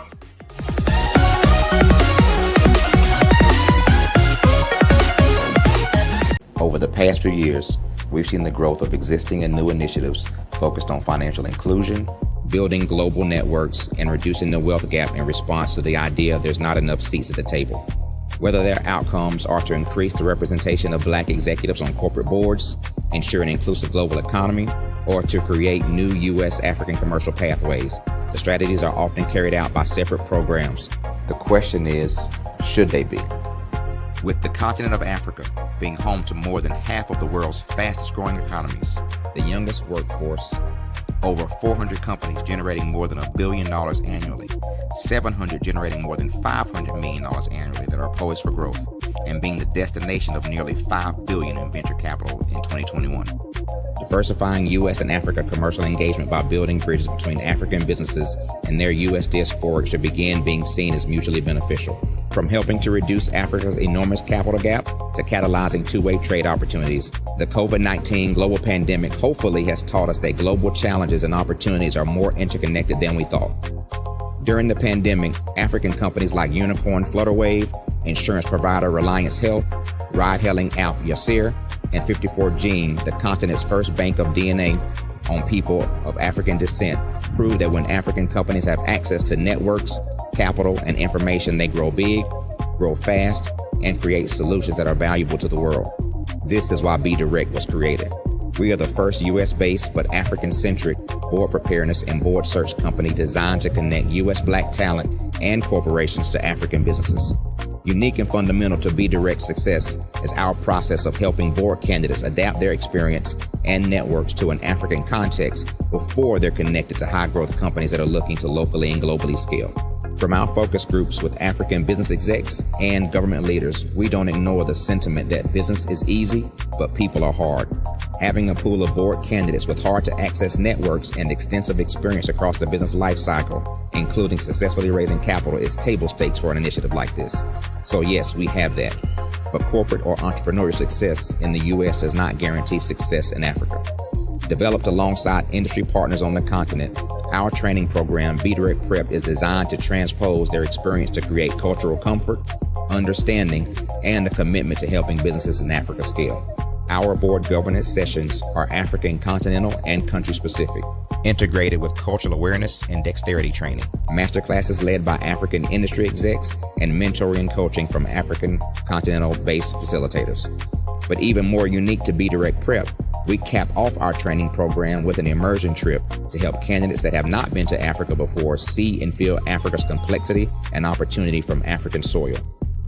We all know traditional network-based board placement has historically left a lot of us out of ever really being in the paid board pipeline.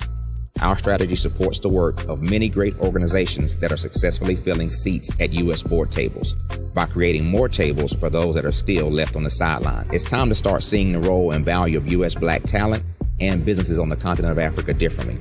Old perceptions and habits limit economic inclusion. Let's transition Black talent and the African businesses they will support from the periphery of the global economy to its core.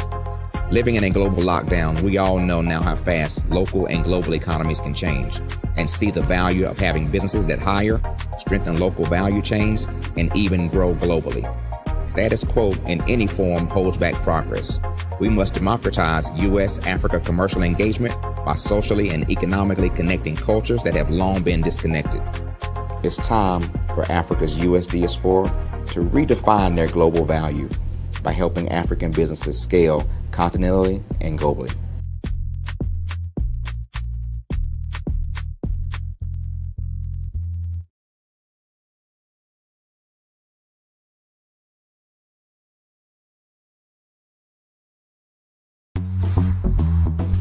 Attention all entrepreneurs and companies. Are you looking for reliable and efficient virtual assistants and back office support to help you manage your business tasks? Look no further than Superwoman Business Services. Our team of virtual assistants provides a full range of administrative support services, including operations management, social media marketing, and much more. We also offer website design services to help you create a professional online presence that reflects your unique brand. In addition to administrative support and website design, we offer business development and structuring services to help you grow your business and achieve your goals. We'll work closely with you to identify areas of improvement and develop a customized plan to help you reach your full potential. At Superwoman Business Services, we understand that running a business can be overwhelming and time-consuming. That's why we're here to help you fly high and achieve success. Our virtual assistants are highly skilled, experienced, and dedicated to providing you with the support you need to thrive. Come fly with us and take your business to new heights. Let us help you become the superhero entrepreneur you are meant to be.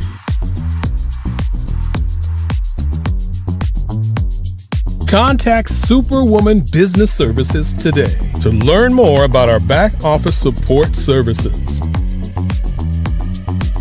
Come fly with us and take your business to new heights. I'd like you to imagine with me, if you will, opening an app where you can collaborate with like-minded individuals from around the world, get inspiration and in-app tools to launch and grow your business, as well as share your knowledge and earn compensation, all in one app. Well, the name of that app is Truso, short for Truly Social. Hi, I'm Matthew Newman, the founder and CEO of Truso. A new concept in social media, Truso is designed from the ground up to be a platform that's both social, and empowering for all its users. How exactly do we do that? I'm glad you asked. First, Trusso brings the world together via video. Psychologists assert that video provides a significantly more effective connection than audio only. When you enter a community on Trusso, you're face to face. Second, on Trusso, you don't have to have 1 million followers to monetize. Our business model allows all hosts and moderators to monetize, no matter the size of your following, by 1, producing fee-based content, and 2, inviting others to join the platform as subscribers. Even more, Trusso has an in-app resource library with over 100 free resources, forms, and documents to help you build your brand and grow your business. Third, Trusso is inclusive. The deaf and hard of hearing communities make up 360 million people worldwide. Unlike audio-only apps, Trusso embraces this community, providing a networking platform that allows them to participate via video and closed captioning. We even have a deaf and hard of hearing foundation in the works as well. Fourth, Trusso is both social and safe. We refer to Trusso as a virtual extension of the beauty shop, barbershop, and brainchild of the community. A place where there's laughter, along with wisdom, growth-oriented conversation, and genuine connections in a safe space. Trusso even has proprietary security to ensure we maintain a safe environment for everyone. Where are we at now? Trusso is live, y'all. We've launched in beta and we're acquiring users daily. We have an incredible development and marketing team, plus amazing celebrity influencers at the table, helping us spread the word around the globe, beginning within the African diaspora and beyond by creating a safe space for growth, connection, and collaboration. We're truly excited about Trusso. We've created something special for which there is a global market. And we invite you to embark on this journey with us as a shareholder. The future for Trusso is truly bright. Join us and let's go there together.